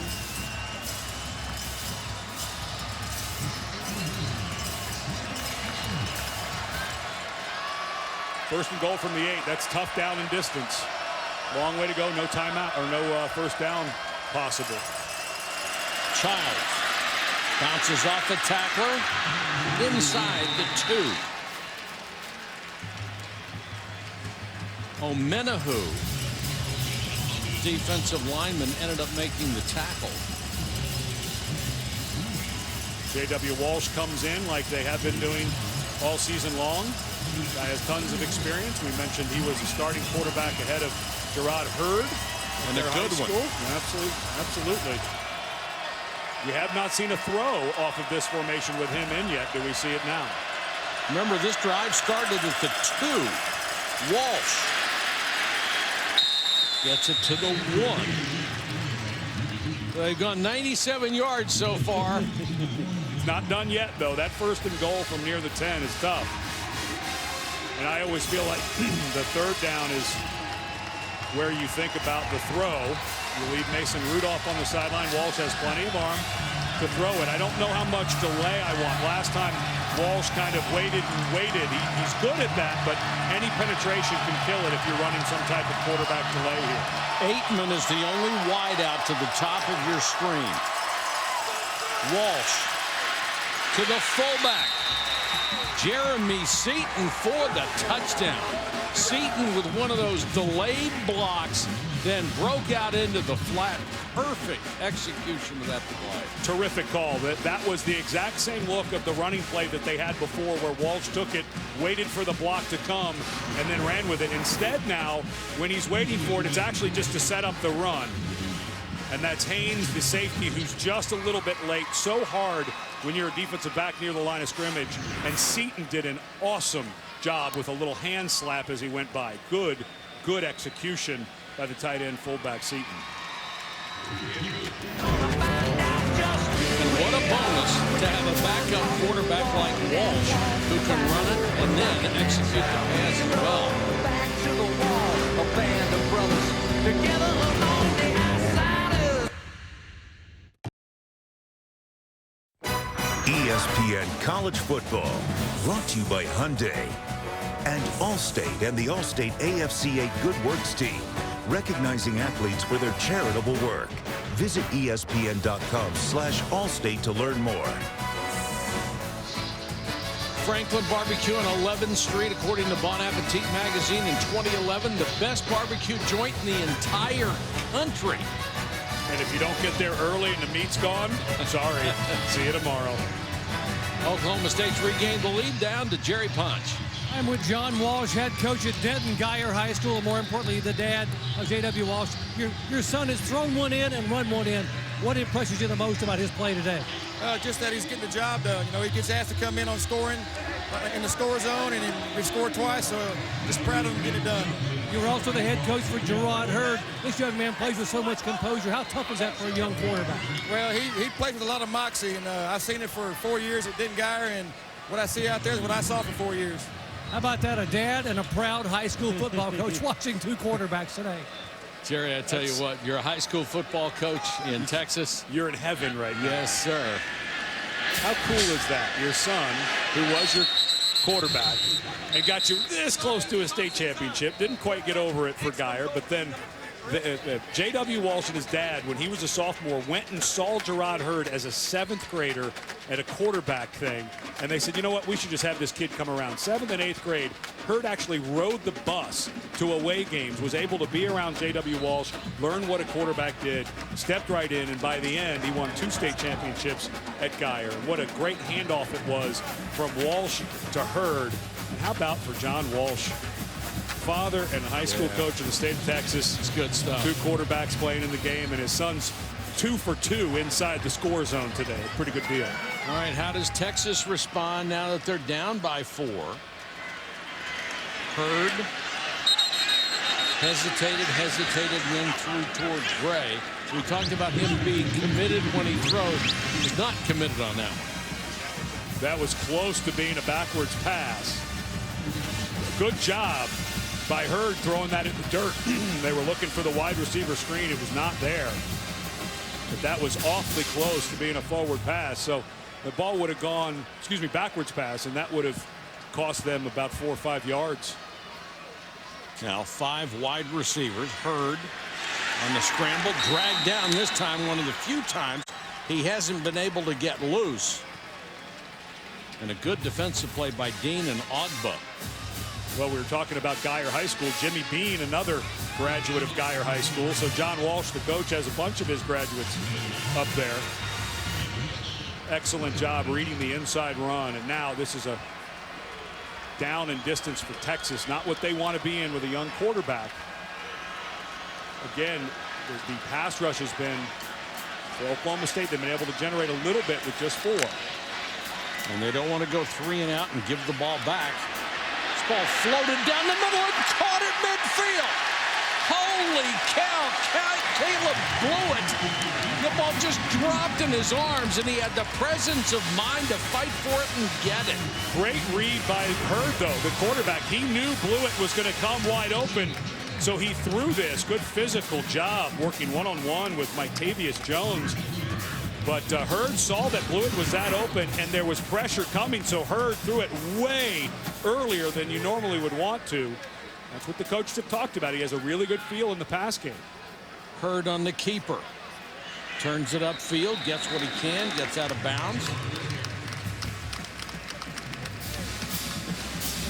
Well, if you're on the East Coast, I think it's a little cooler than it is here in Austin, Texas. If you joined us late, Oklahoma State now has the lead, but it has been a battle back and forth since the get-go. And Texas being led by this precocious freshman. Gray gets maybe 2. They go back to Jonathan Gray. They're starting to get a lot of runs out of Hurd. Slight guy at 195 pounds. We saw him earlier in the game. Pretty tired and beat up a little bit. But we were talking to all the coaches and everything you hear about this guy, the stadium, the moment, it can never be bigger than him. He just has a great feel for the game, believes in himself. Tremendous confidence in his own ability. Blitz coming, throws underneath, incomplete, and then intercepted. Picked up by Seth Jacobs, the linebacker. On the tip drill, and a big break for the Cowboys.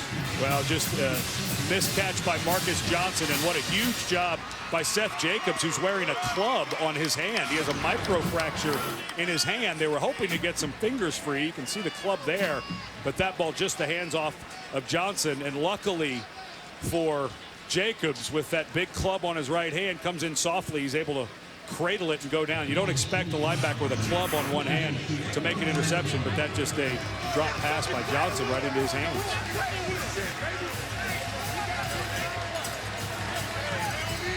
So after getting the big 3rd down to get out of their own territory, they cross midfield and give it up, and now Mason Rudolph goes back to work.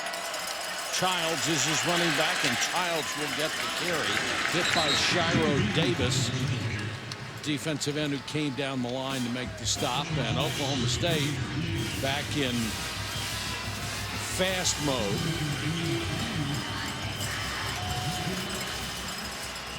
Pump fake by Rudolph, then throws incomplete to the sideline. Very good coverage by Duke Thomas. Tech's defense wasn't even lined up. They weren't set on the right side of their defensive line. Rudolph had the play call, did not go to the switch, but it seemed like a bit of a wasted play there. They seemed to have Texas on their heels, not knowing what they were going to do, and then went to a throw that was covered. Another big third down for Rudolph and the Oklahoma State offense. Four-man rush. They got him, he got away, but not the second time, and sacked back at the 30-yard line. Hassan Ridgeway broke up the play, and then Nashawn Hughes gets the sack. Well, as rough a year as Texas has had in their secondary, chalk this one up to them. Everybody's in great position. You could see Vance Bedford, the defensive coordinator, right before this play trying to get a shift. And then Hassan Ridgeway, who scored the touchdown earlier on the fumble by Rudolph, gets the big sack. Johnson on the run. With a head of steam, gets near midfield. I'm not sure I'm kicking to that guy. No, that's it. That's not a good idea, I don't think. 15-yard return on a 35-yard kick. Adnan Burke back in our college football studios updating you on TCU and Texas Tech. This is Patrick Mahomes here to Jakeem Grant. And right now in Lubbock, it's 21-19 for the Red Raiders. Mike Patrick, back to you, sir. Tell you what, Adnan, they're dancing in the streets in Lubbock, Texas right now. If they could hold on and win that ball game. And here's where TCU stands, the only member of the top 10 losing a ball game, and that would be a stunning defeat. Hurd breaks 2 tackles, 3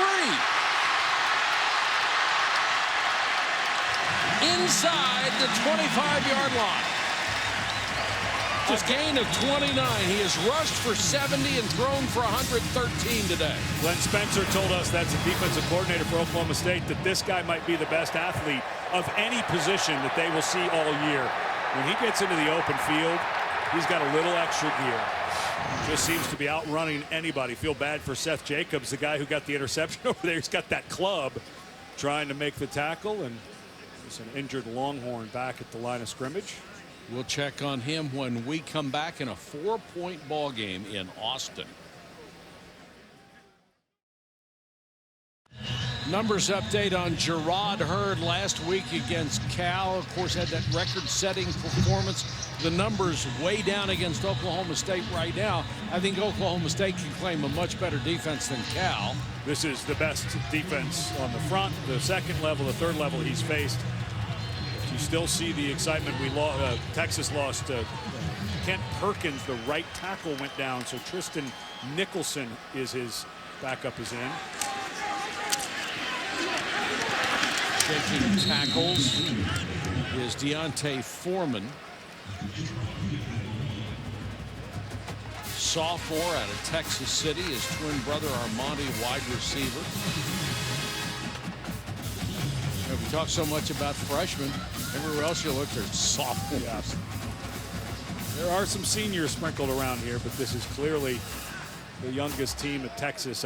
Looking back, it's been over 15 years since they've had to play this many freshmen. So you're going back to early in the Mac Brown era that they had to do that, which is anytime there's changeover in coach, you're usually going to see younger guys coming up and some attrition from the seniors. Hurd backs up, wants to throw, looks for the end zone, and out of bounds. The receiver, Andrew Beck, was out of bounds, so that had no chance of completion as Jimmy Dean, number 92, was putting the pressure on. Trey Flowers, the safety there, lucky.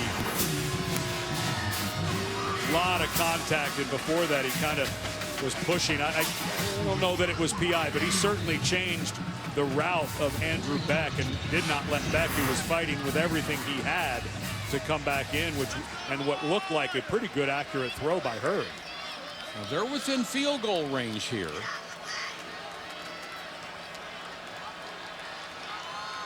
So Hurd doesn't want a sack, and here comes pressure. And he is sacked. That's his responsibility. He's got to get rid of the football. Yeah, you're at the 25-yard line. You're within Nick Rowe's territory, who's been spectacular today, the kicker, after missing the PAT. And what a terrific break for Oklahoma State here to be able to get this guy down. If they don't get him down, that's 24, Mictavious Jones, who finishes it. Good pressure by Ryan Simmons to start. They're 22-yard sack. Yeah, but if they don't get him down, Mike, the whole defense would have been out of position. Yeah. The way he can run, that is a huge sack by Mictavious Jones. So it cost him a shot at 3 points because he didn't throw it away. Now for today's Aflac trivia question. Oklahoma State, one of 3 teams to rank in the FBS top 20 in both scoring and scoring defense. Who are the other 2 teams? I would not have gotten this one either. You Google NCAA statistics. You want to cheat every time. Not cheating. Life is an open book test.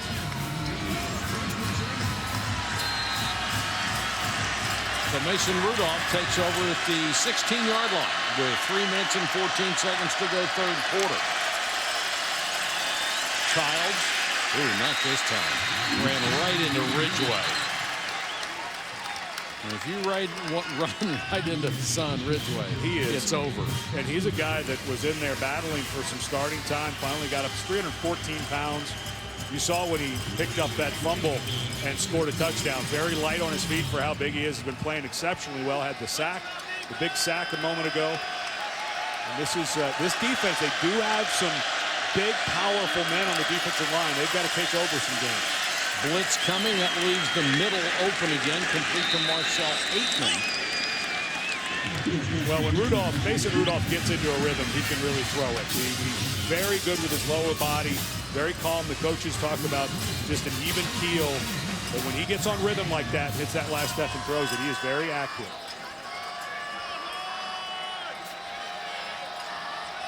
Rudolph changing the play, moves Child behind him. Busted play, and Rudolph will lose a yard. You know, we've talked about the middle being... Yeah. Where'd you go? We've talked about the middle being open so many times on defense. If you're a young defense like Texas, you may be able to take some things away, but that means you leave other things open. Yeah, if you're bringing a guy down, quote unquote, into the box, one of your safeties around for the run game or the short throw game. Right now, 2 safeties though deep for Texas in the second and long. This one is incomplete, intended for Blake Jarwin, the tight end. Good cover by Malik Jefferson. Jefferson, that true freshman we were talking about, the #1 recruit in the state, got banged up earlier in the game. Nice for Texas to have him back. If I were Texas, there's one guy I would know about here, and that's Austin Hayes, number 17. He's a bigger body guy who can go up and throw it. He's on the top of your screen, stacked behind the top receiver, number 17. That's the taller guy that they like to look to. 4-man rush. They put some pressure. The pass overthrown and intercepted. Picked up by Holton Hill, and Holton Hill will take it back 39 yards.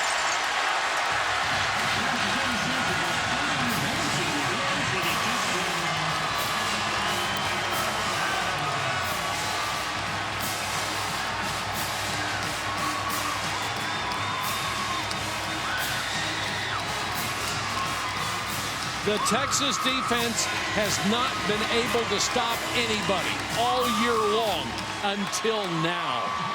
Not just stop them. That's 12 points for the defense. Fumble return, interception return. Ball thrown a little bit high, and there's another one of those 2 freshmen. Nick Rose. Holy cow. That was another freshman, by the way. Yeah. Just another freshman. I like the smile there by Mason Rudolph. That's the attitude you have to have. Let's go do it again. There's Austin Hayes. He's buried in there. He's going to go run. A little out route right on the sticks and just a high throw. Rudolph would love to have that one back. Don't want to take anything away from Holton Hill. He made the catch and returned it for the touchdown. But this was open for a second, just slightly overthrown by Rudolph. But I liked the shot we had right before we went to the replay. Was Rudolph had a little smile on his face. We got to go back out and do this. Down 3. Still a lot of ball game left. He has thrown more than one pass to his right that has floated. That one cost him. Yeah, we've seen the ball come out of his hand. Remember that fumble, it just fell out of his hand. The ball doesn't come out in a tight spiral there. I don't know if you remember Dave Craig. Oh, but yeah. I played with Dave Craig late in his career, and he, of course, had the NFL career record for fumbles, which is not the record you want. But Dave had that problem. Not huge hands. He held the ball kind of under it, and occasionally the ball would just come out wobbly. It looks like Rudolph has a bit of the same issue. The other thing about Dave Craig that I remember, he went to more Pro Bowls than any other quarterback who didn't have Pro Bowl numbers. And we always asked him why he's got. I live in Seattle. It's a cheaper flight, so they call me. When they lose a guy. Yeah. Exactly.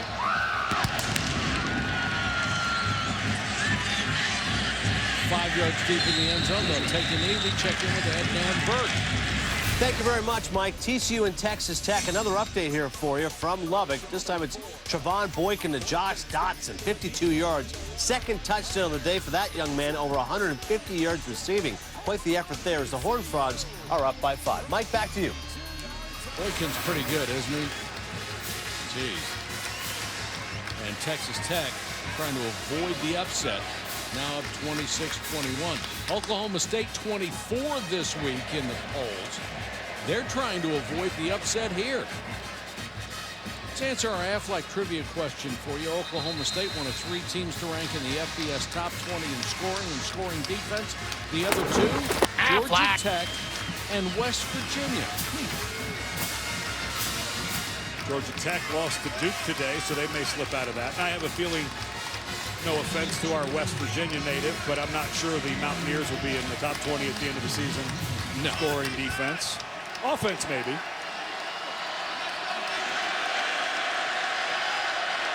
So how does Oklahoma State react after the big turnover and the touchdown? Childs slithers his way up to the 23-24-yard line. And for Oklahoma State fans who didn't hear, Chris Carson, the fine running back, who was his first year in the program from a junior college, had a leg injury earlier in the game. He is able to go if possible, but did not look like he was close to 100%. So it's been Rennie Childs carrying the load in the second half. Childs trying to get to the outside. Got a good block on the corner. I give a lot of credit to the play caller, Mike Yursich, at Oklahoma State. You throw the pick 6 going the other way.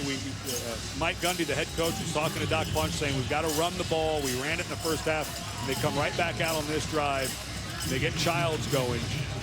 And this is a defense for Texas that they've had some big blow-ups. Didn't play well against Notre Dame, gave up a ton of running yards against Cal. So you can get it in bunches on the ground. Childs again. And this is sort of an in-your-face series. Here we come. We've got to establish the run. That was Carr, a guy who was so small that nobody wanted him coming out of high school. He's listed at 5'7", 168, and yet there he is running between the tackles. And he's coming in because Carson, the back that had exploded on the scene for Oklahoma State, over 100 yards, a couple of ball games, out with a leg injury. And Carson was a good enough recruit that Mike Gundy ended up taking Barry Sanders' Heisman Trophy to his house, putting it in his lap and saying, this is what you can do as a running back at Oklahoma State. That sealed the deal. Third quarter's over. Back to Yeah, I love it when you get that beat. Boots on, stomp your feet. It's like you've been waiting on me to move like you do. Like you love to. The last time Texas had 2 defensive touchdowns was against Oklahoma State in 2009. Doing it again today. Ridgeway picks up the loose ball, takes it for the touchdown, and then another one of the precocious freshmen, Holton Hill, makes a contribution on the pick 6. This is a Texas defense that was giving up 512 yards a game, 118th in the country That's 118 out of 127. Little swing. Shepard, maybe a yard shy. It was Vance Bedford, the defensive coordinator for Texas. He was actually on the defensive staff for Mike Gundy for his first 2 years as head coach at Oklahoma State. Now over with Texas. And this is a guy that in Shepard that the Oklahoma State coach is trying to get a lot more out of. He has explosive ability. He wants some consistency. Nice job there. You could see him make people miss in the acceleration he has. Led them in receiving yards a year ago. Seaton checks in as a blocking back with Childs in the backfield. 3rd and a yard. Walsh, quarterback keeper, gets 5, and that's enough to move the chains. And Walsh will go out as Mason Rudolph comes back in. Walsh gives a little bit of a change up. Rudolph more of a pocket passer. Rudolph can run the zone read. There's John Walsh, JW's dad, high school coach, and also the high school coach of Texas quarterback Gerard Hurd.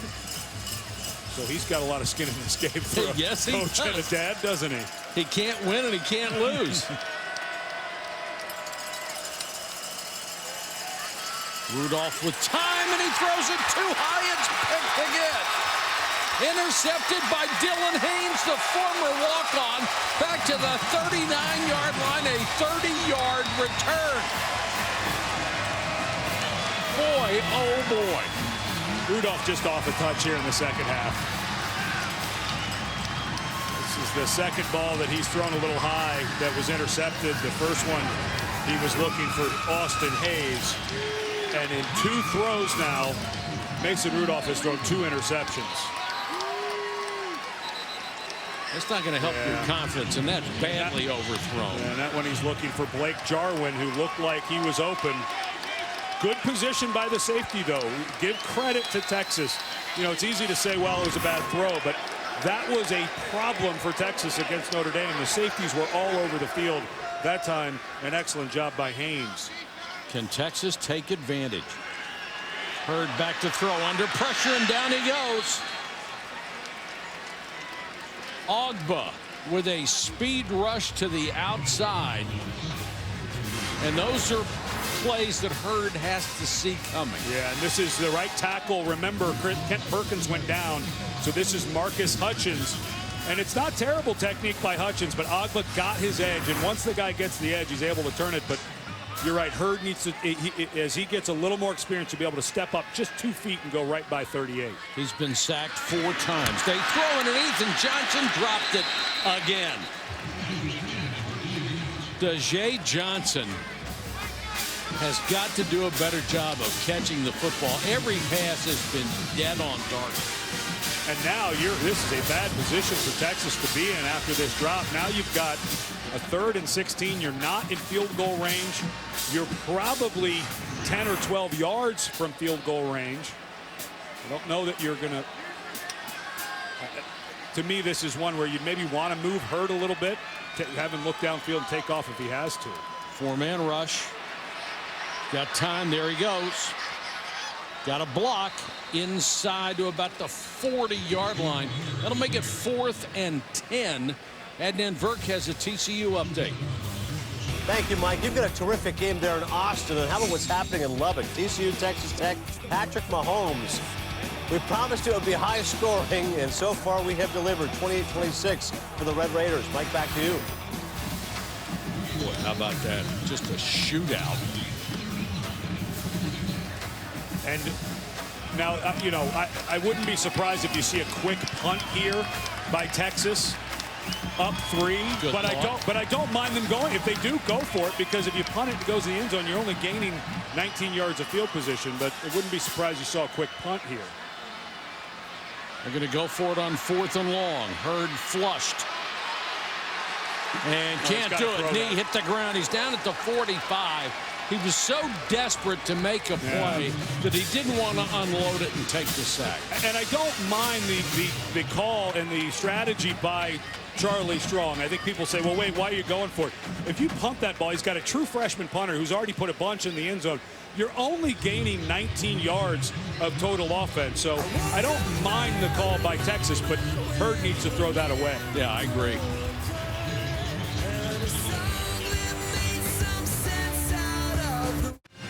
If you're doing honeydews on a Saturday afternoon, don't miss any of the action while you're on the go. Stream any game live with downloading the Watch ESPN app or go to watchespn.com. Keep up on all the potential upsets like Texas Tech and TCU or our game here, and still get all the stuff crossed off your list. If you've got a tablet and a phone and a TV, that's 3 games you can watch. I like it. And that app, all you have to be is a subscriber to cable or a satellite service, and you go and sign up for free, and you can watch all the ball games. That's a pretty good hair bonnet right there. If you're coming to a Texas football game.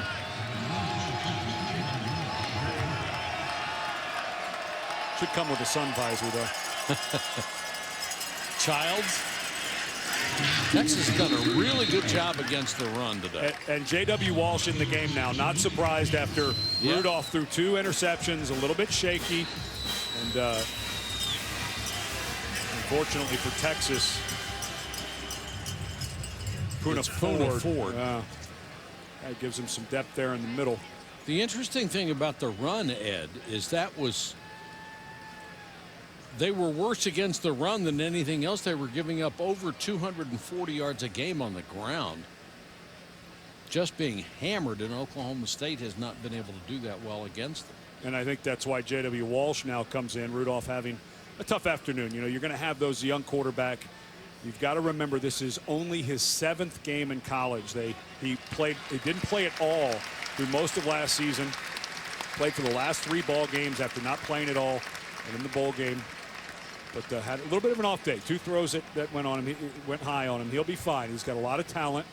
And I understand the change by the Oklahoma State coaches. Sometimes it's good to have a young guy just come stand on the sidelines and watch for a bit. But I think with J.W. Walsh, you have a bit of more run game, which is exactly what Mike Gunty wants to see.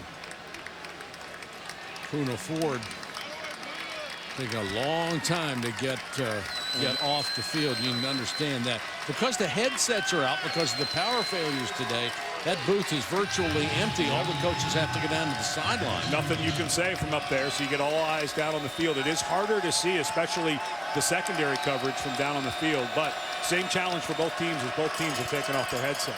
2nd and 7. J.W. Walsh running the offense. He's already run for a score and thrown for another one.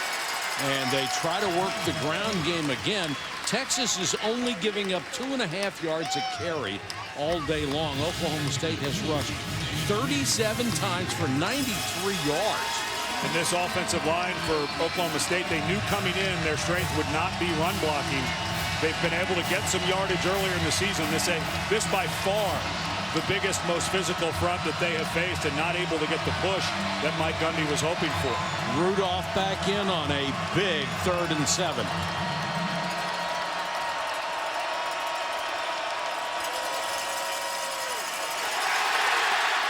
And the sack goes to Hassan Ridgeway. What a game he's having. He just buried Rudolph.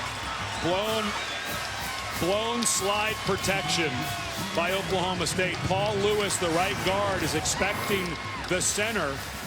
Watch the center not come over and help, and Ridgeway goes right to the inside, but the center had somebody on him. That's a misread by Lewis, the right guard, but Ridgeway just playing out of his mind today. They'll kick to Johnson again, this time a high floater, and Johnson reverses his field. If he gets to the corner, look out. He did not, and a flag is down on that block at the 12-yard line. A loss of 2 on the return after a punt of 44 yards, and they're going to call this one a block in the back.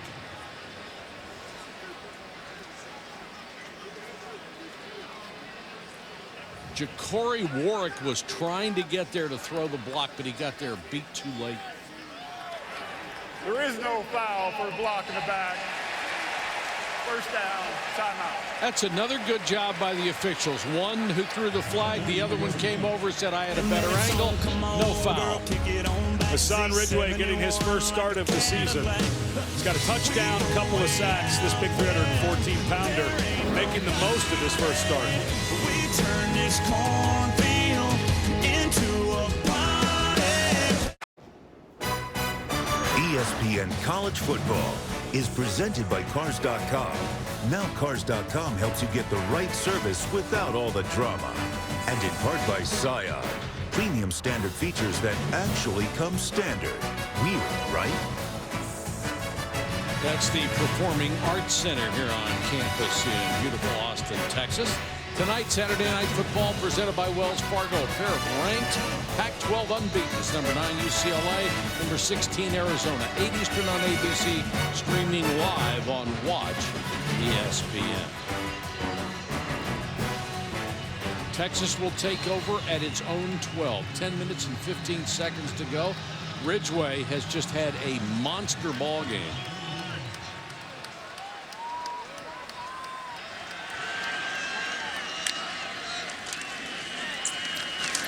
Bird hands it off, and Jonathan Gray wishes he hasn't. Well, another offensive lineman, Connor Williams, the left tackle, slow to get up. It looks like Tristan Nicholson has now come in on the right side. But you don't want to lose Connor Williams, true freshman, playing pretty well. Little undermanned as just a true freshman, but boy, he has some upside.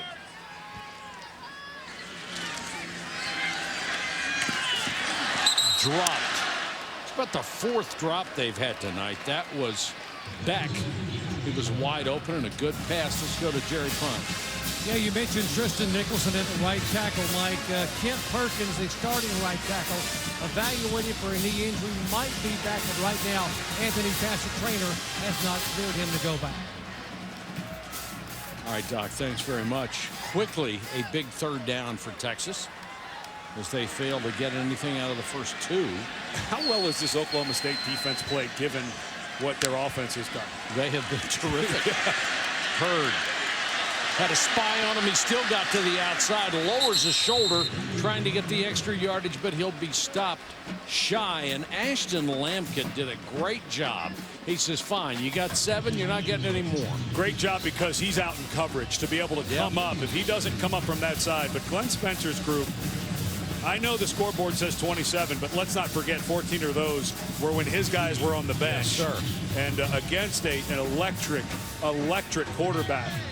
Oklahoma State's defense with a struggling offense has kept them right in this and given them a chance to be right there in the 4th. Dixon, the Aussie, lays it up. Fair catch made at the 45-yard line. 36-yard punt, no return. 9:12 to go, and a good one.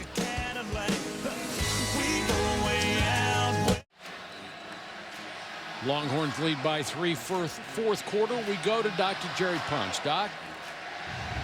Mike, there are many great traditions in Longhorn football, but this is one of my favorites. Just up the tunnel and just outside the Texas locker room is a display area with the photos and plaques which tell the legend of Freddie Steinmark.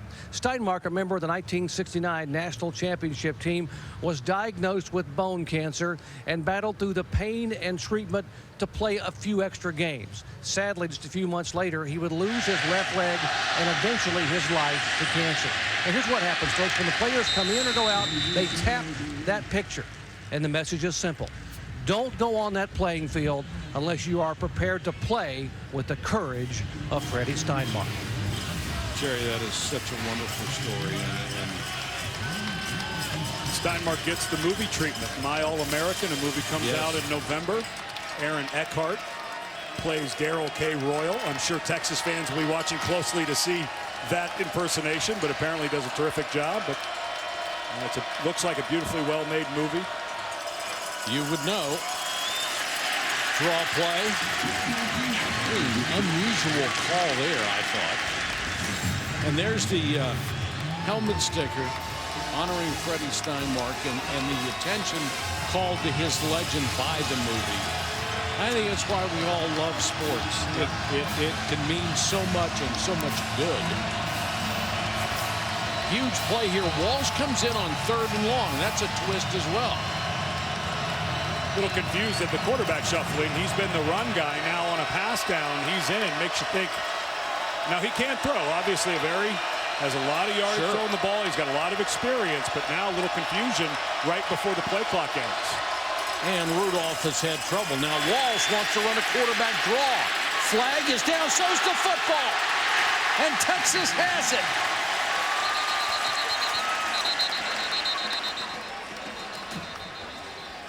Well, that looked to me. No signal yet. Now they're going to say Oklahoma State had it. Now let's check the flag. It's back at the 40. May have been a hold. Holding, number 74, offense. 10-yard penalty for the previous spot. Replay, third down. That was Michael Wilson. And that was J.W. Walsh, who recovered his own fumble here. It's one of those freshmen. Hill put his face mask right on the ball, but watch Walsh there come in and scoop the ball and take it out of Duke Thomas's hands. Incredibly lucky for Oklahoma State. Now you've got 3rd and a mile because of the holding. But boy, it looked at the world like Duke Thomas had that ball and Walsh came in and pulled it away. Now he is out, and the thrower of the 2 quarterbacks, not saying Walsh can't throw, but Rudolph comes in. But I guess they had him in there, Ed, because they had already planned to run a quarterback draw. Yeah, that's what if you're Texas, that's what you had to think. And they did. They diagnosed it beautifully. And now they're going to review the recovery. That's basically. Well, it looked to me going to be impossible, isn't it? It looked to me, we had the one view that looked like Duke Thomas may have had the recovery of the ball. Let's see if he ever gets this before J.W. Walsh comes in. Again, it's got to be indisputable video evidence that 21 had possession of this ball and was down before the ball was pulled away. There was a leg caught in the middle there. I don't see an angle that's going to say that this ball should go to Texas. What great hustle by Walsh, though, who ends up flying over the top, comes in and pulls the ball away. And that's a quarterback. Yeah, but it was the leg of Shiro Davis that looked like it was caught between the ball and maybe Duke Thomas securing it. I don't see how you turn this over. But you bring the runner in on 3rd and long, running quarterback to run the quarterback draw. He fumbles, flips over, dives over, and then recovers his own fumble. Pretty heads-up play by Walsh. And all that action for nothing is probably the way it's going to turn out because of the holding call. I just don't see how they could see. I didn't see that Duke Thomas had control of the ball and was down before Walsh was able to get in there and pull it away. Watch this in real time. So the officials now, they go in and they just start pulling guys off to see who has the ball. And as they get down to the bottom, they said Walsh had it. But, of course, he lets go of the ball once the officials say White has it. Didn't matter that Nyshawn Hughes ended up with it. But just terrific hustle. A good hit by Holton Hill. He came in, had his face up, and was able to knock it off. But Walsh flipped over, then dove on the ball as Thomas was having a hard time securing it. Desperation makes you do courageous things. Not really sure why this is taking so long. You couldn't. We see everything the officials see. Yeah, we give the replays we have go right to the replay booth. And there's not really anything there that you would say could overturn it. It doesn't really matter who has the ball at the end. After the whistle blows, the official has already determined that somebody has it. Yeah. Charlie Strong voicing his opinion.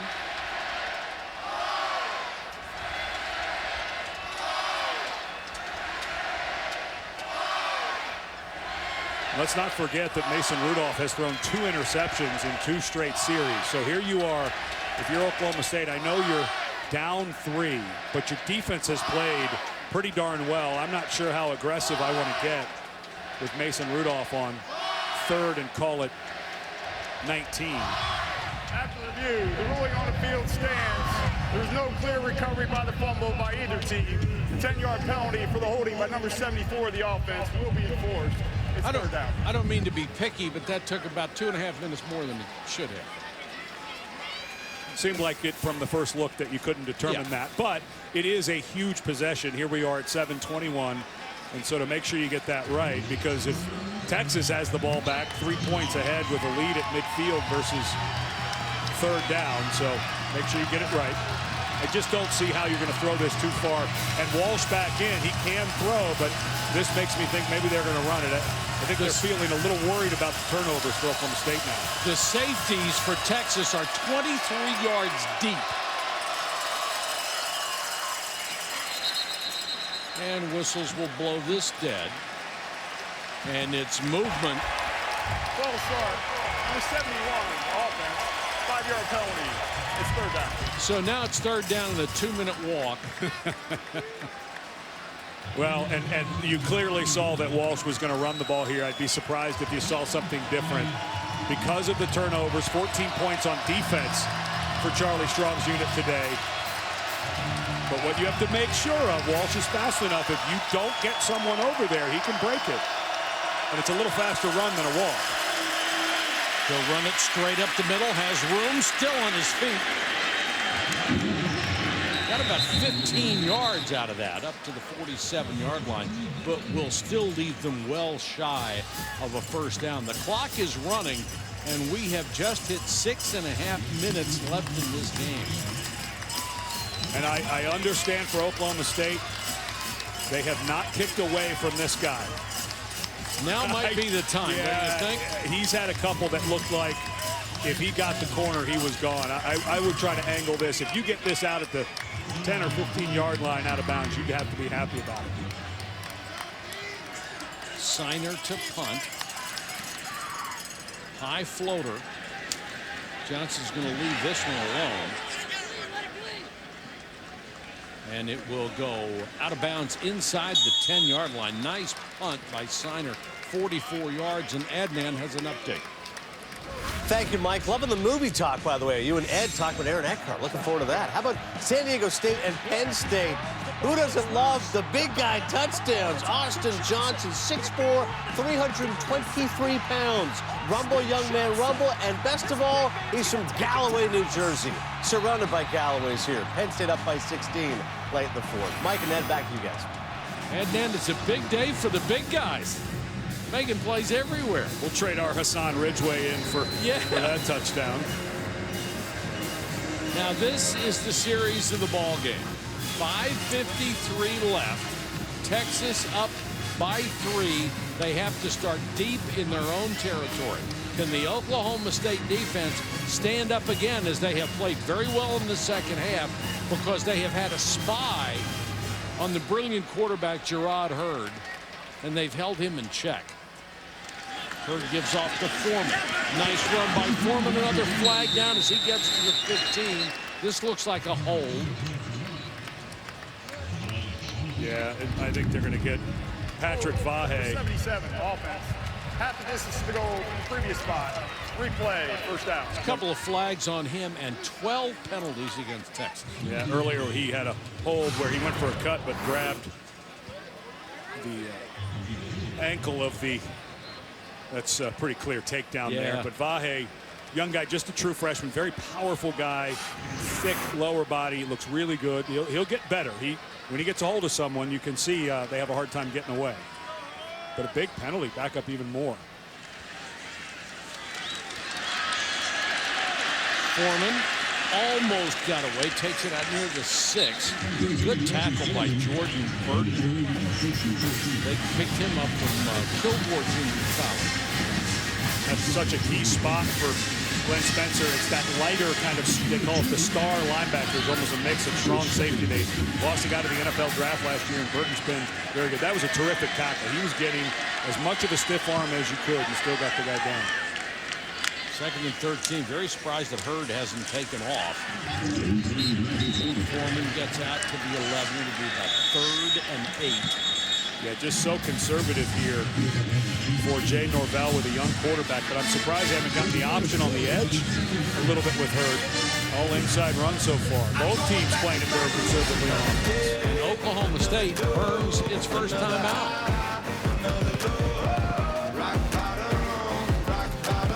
And now let's take a look at winning traditions driven by Goodyear. Outside of the Longhorn Nation, you may not have heard of Harley Clark, but you've probably seen what he created. 1955, 60 years ago, the former Texas cheerleader is credited with introducing the hook 'em horns hand signal. It caught on quickly, became a universal symbol for UT athletics. Harley Clark died outside of Austin last October at the age of 78. The gesture also got him in some trouble. The dean of student life told Clark the signal was considered a vulgarity in Sicily and might be misinterpreted in Texas, but it had caught on and it was too late to stop it.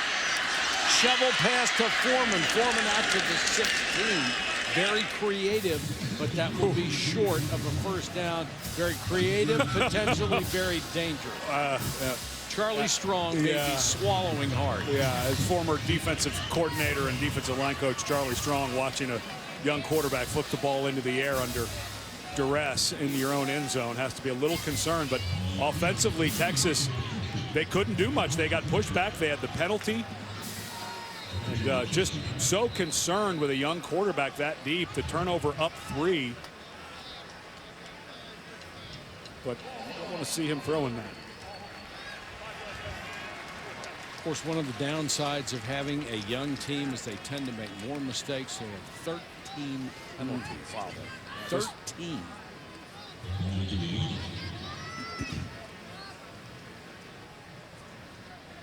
Dixon to kick it away. No rush. Fair catch signaled forward to 49-yard line and made a 40-yard kick. We check in with Adnan Vert. All right, Mike, thank you very much. Just a friendly reminder as Brett Bielema and Kevin Sumlin catch up with some pleasantries. Kickoff in that game, which is coming up next, 8 minutes away, so 7:06, and it will start on ESPN 3 and the Watch ESPN app. And then, of course, once this game is concluded, it'll be right here on ESPN. Mike, Ed, back to you guys. All right, Adnan, thanks very much. Brett comes to the Southeastern Conference and makes waves, both on the field and off the field.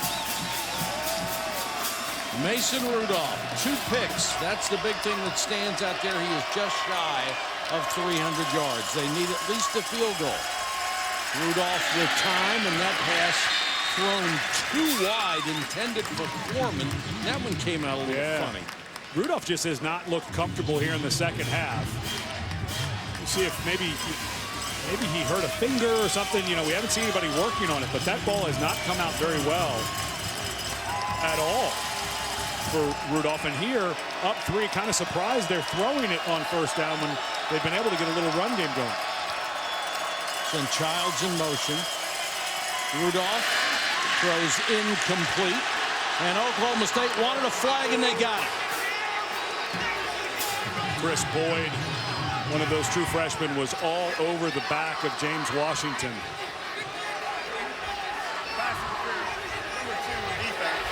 Ball will be placed. Stop it down. Automatic first down. Good coverage. Just around the way, spinning him around. But even that ball came off funny. You know, when you saw that, looking at that angle, when it came out of Rudolph's hand, the ball just doesn't look like it's coming off naturally off of his right hand. It really is coming off strangely. Childs. Boy, nowhere to go. And guess who was there? Big Hassan Ridgeway again. We have another penalty flag down. A lot of flags in this one, and the Oklahoma State players pointing at the Longhorns.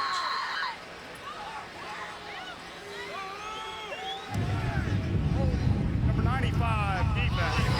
10-yard penalty. Puna Ford called for the hold. Is that grabbing an offensive lineman so he can't get the block? You have to continue to try to defend. You cannot just grab guys and allow them to go up. And Charlie Strong just got hit with a penalty on the sideline. He was about as mad as you could possibly be over that last call. And now he gets 15-yard penalty. Holy cow.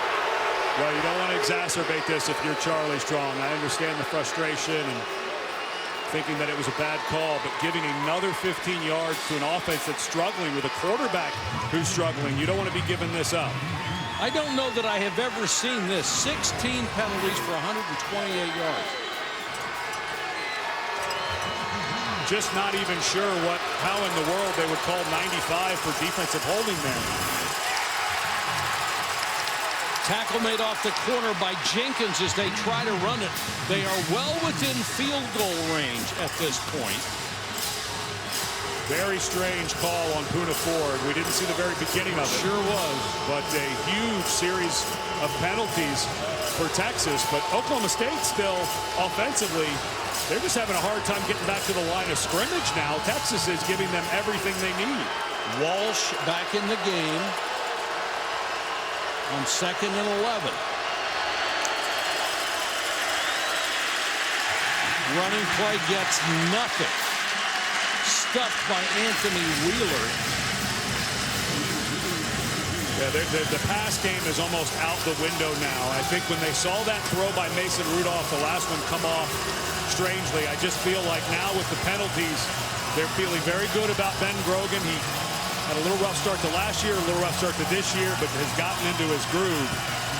But I just don't see, I do not see a throwing, Oklahoma State throwing the ball. They have the runner Walsh in, and just, they have not felt good in the throw game for Oklahoma State. Grogan is 1 for 1 today, and Walsh is going to hand it off. They're going to leave it up to the kicker.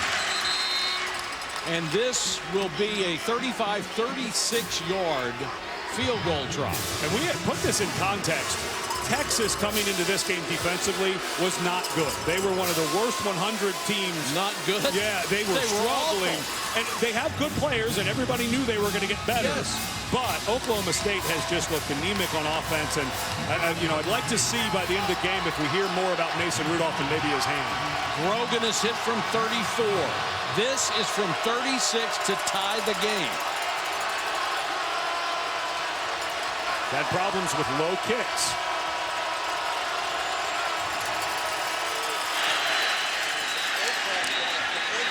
Put that one through.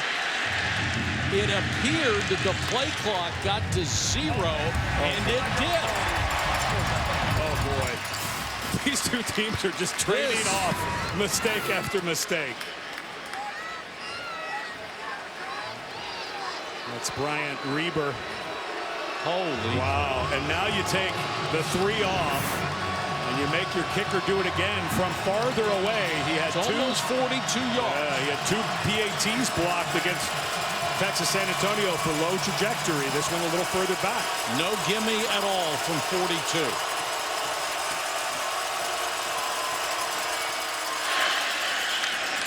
Clutch. That is a clutch kick. Sure is.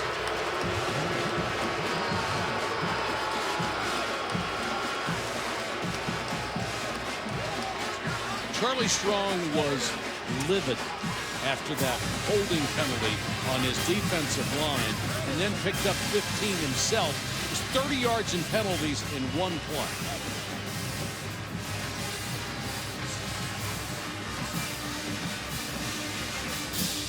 Tonight after number 19 USC and Arizona State. Stay tuned for Sports Center at night. Catch all the day's college football highlights, plus all the action from the pennant races.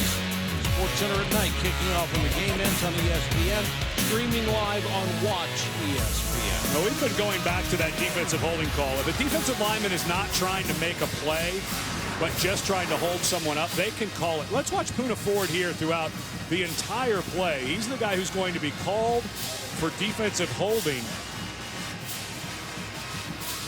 And excuse me, this is Ford here. He was lined up on the other defensive tackle. I still just don't see what in the world they're calling there on 95. And then Charlie Strong agreed. He didn't see what happened, but that was a bizarre defensive holding call. We watched it time and time again. 95 did not appear to hold anyone. As a matter of fact, he was being pushed back and was trying to stop that. And then Charlie Strong gets a penalty that pretty much puts Oklahoma State into field goal range, that 15-yard penalty on Charlie Strong. And here we sit tied because Oklahoma State's offense hasn't been able to do anything despite those penalties. No, and they settled for that field goal. They ran 3 plays into the line, got nothing. Johnson, one of the most dangerous in the country. Out to the 25. A minute 26 on the clock. Texas has all 3 timeouts at its disposal.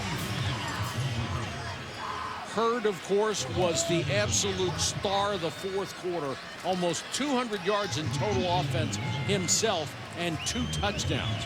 Now he's got 126 left. Can he produce 60 yards and set up a field goal? And there's the new play caller, Jay Norvell, who was promoted after the debacle against Notre Dame. I'd be very surprised how many straight drop back long routes they're going to try here. You obviously want to burn out the clock. You're tied. You do not want your young quarterback to make a mistake on this side of the field. So look for maybe quarterback draws, some screens. But I doubt that they're going to let this guy throw the ball downfield too much. An interception here obviously would be a catastrophe. I would certainly expect him to look to run. Pressure. Gets away from a couple of guys still on his feet. There's that signature move. Let's go to the studio. Dan Burton. Hello, Mike. Just a programming update for you. Texas A&M and Arkansas has currently kicked off. That's over on ESPN2 once those games have concluded preceding it. Otherwise, you want to watch it right now. It's on ESPN3, the Watch ESPN app. And, of course, once your game is over, we'll have it here on ESPN. Hope it all makes sense. Mike, back to you.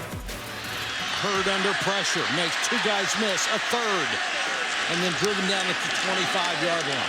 Well, now, of course, Oklahoma State used a timeout. Here's Texas using a timeout. Don't want too much clock to run off. And I think that helps Oklahoma State, taking that timeout there. Remember, Oklahoma State had taken a timeout on the series before with just over 4 minutes left, which is a little confusing. It felt like a little early. But now, Texas deciding to take the timeout. I think this is helpful for Oklahoma State. Now, the problem for Oklahoma State, they haven't been able to do anything offensively. So even if they get the ball back, we still may be headed to overtime.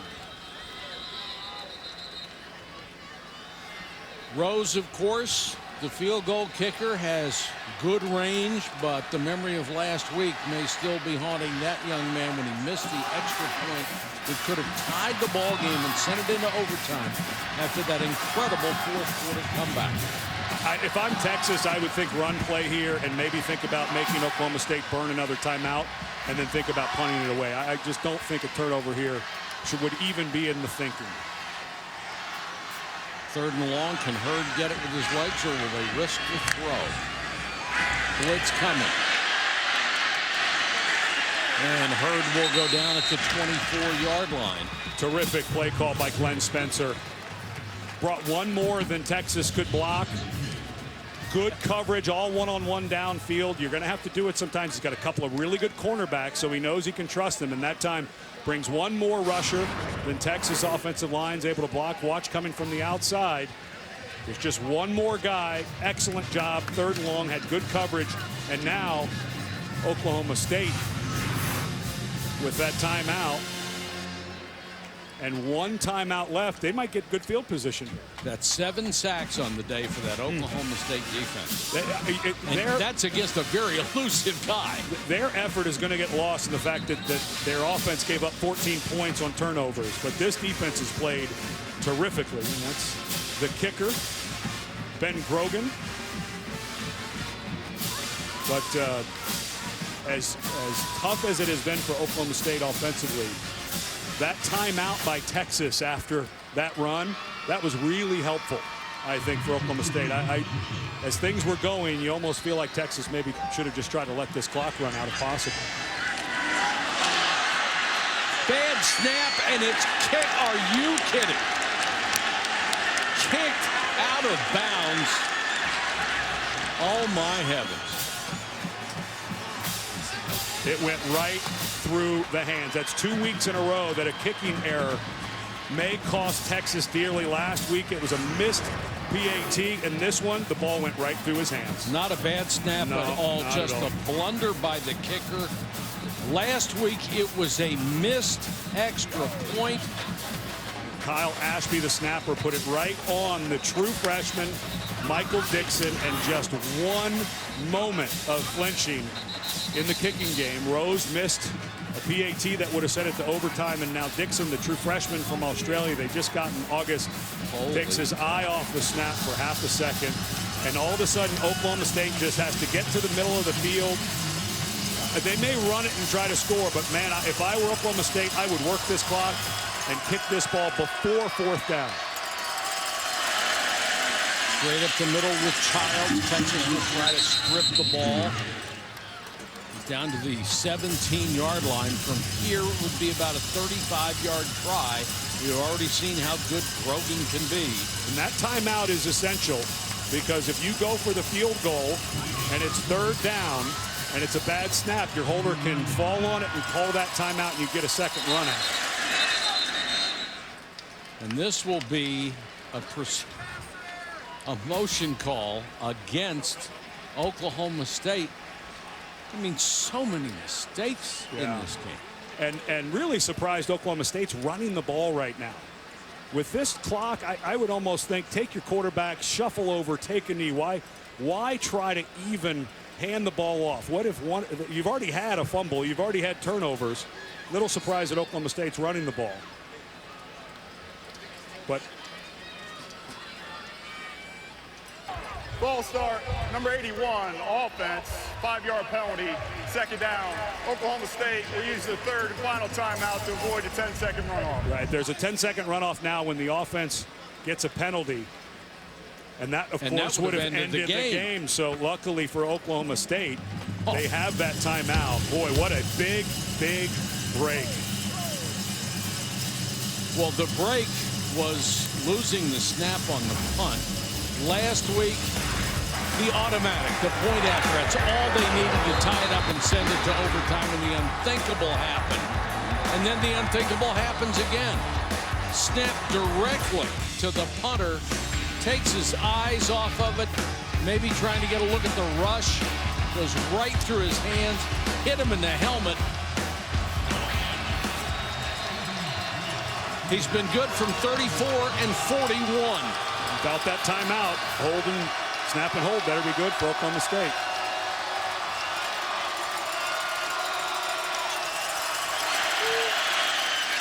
Grogan, perfect. Leaving only 6 seconds on the clock. And for the 2nd week in a row, so much joy and anticipation about Texas football, and then they get slapped in the face. Defense played better for Texas, scored 2 touchdowns, didn't get as much out of their explosive quarterback as they thought, but this is a very good Oklahoma State defense we're seeing. Excellent snap, excellent hold, and Grogan, who struggled a bit early last year, struggled a bit in the first couple of ball games, has been absolutely money today, and the kicking game for Texas, once again, costing them a ball game. And what you hope for Charlie Strong and his group, as much turmoil as there has been here at Texas with the changing of the athletic director and what's going to happen, you hope that they can come out and continue to play hard. They played hard today. They're getting good young talent. And what you hope for a team like this, but the schedule is just TCU and Oklahoma coming up next, then Kansas State. So things don't get very easy for Texas, but you'd hope they can continue to work hard, because this is a team that's showing this is such a better team than it was against Notre Dame in the first week of the season. What a crushing end for the Longhorn faithful. Anyway, try not to kick it to Johnson. He'll get it on the toss. And then taken down at the 35, and it is over. And for the 4th consecutive time, Oklahoma State comes to Darrell Royal Texas Memorial Stadium and beats the Longhorns. Fred Cunningham and Dr. Jerry Punch, Mike Patrick, so long from Austin. We'll send you to Arlington for Texas A&M and Arkansas.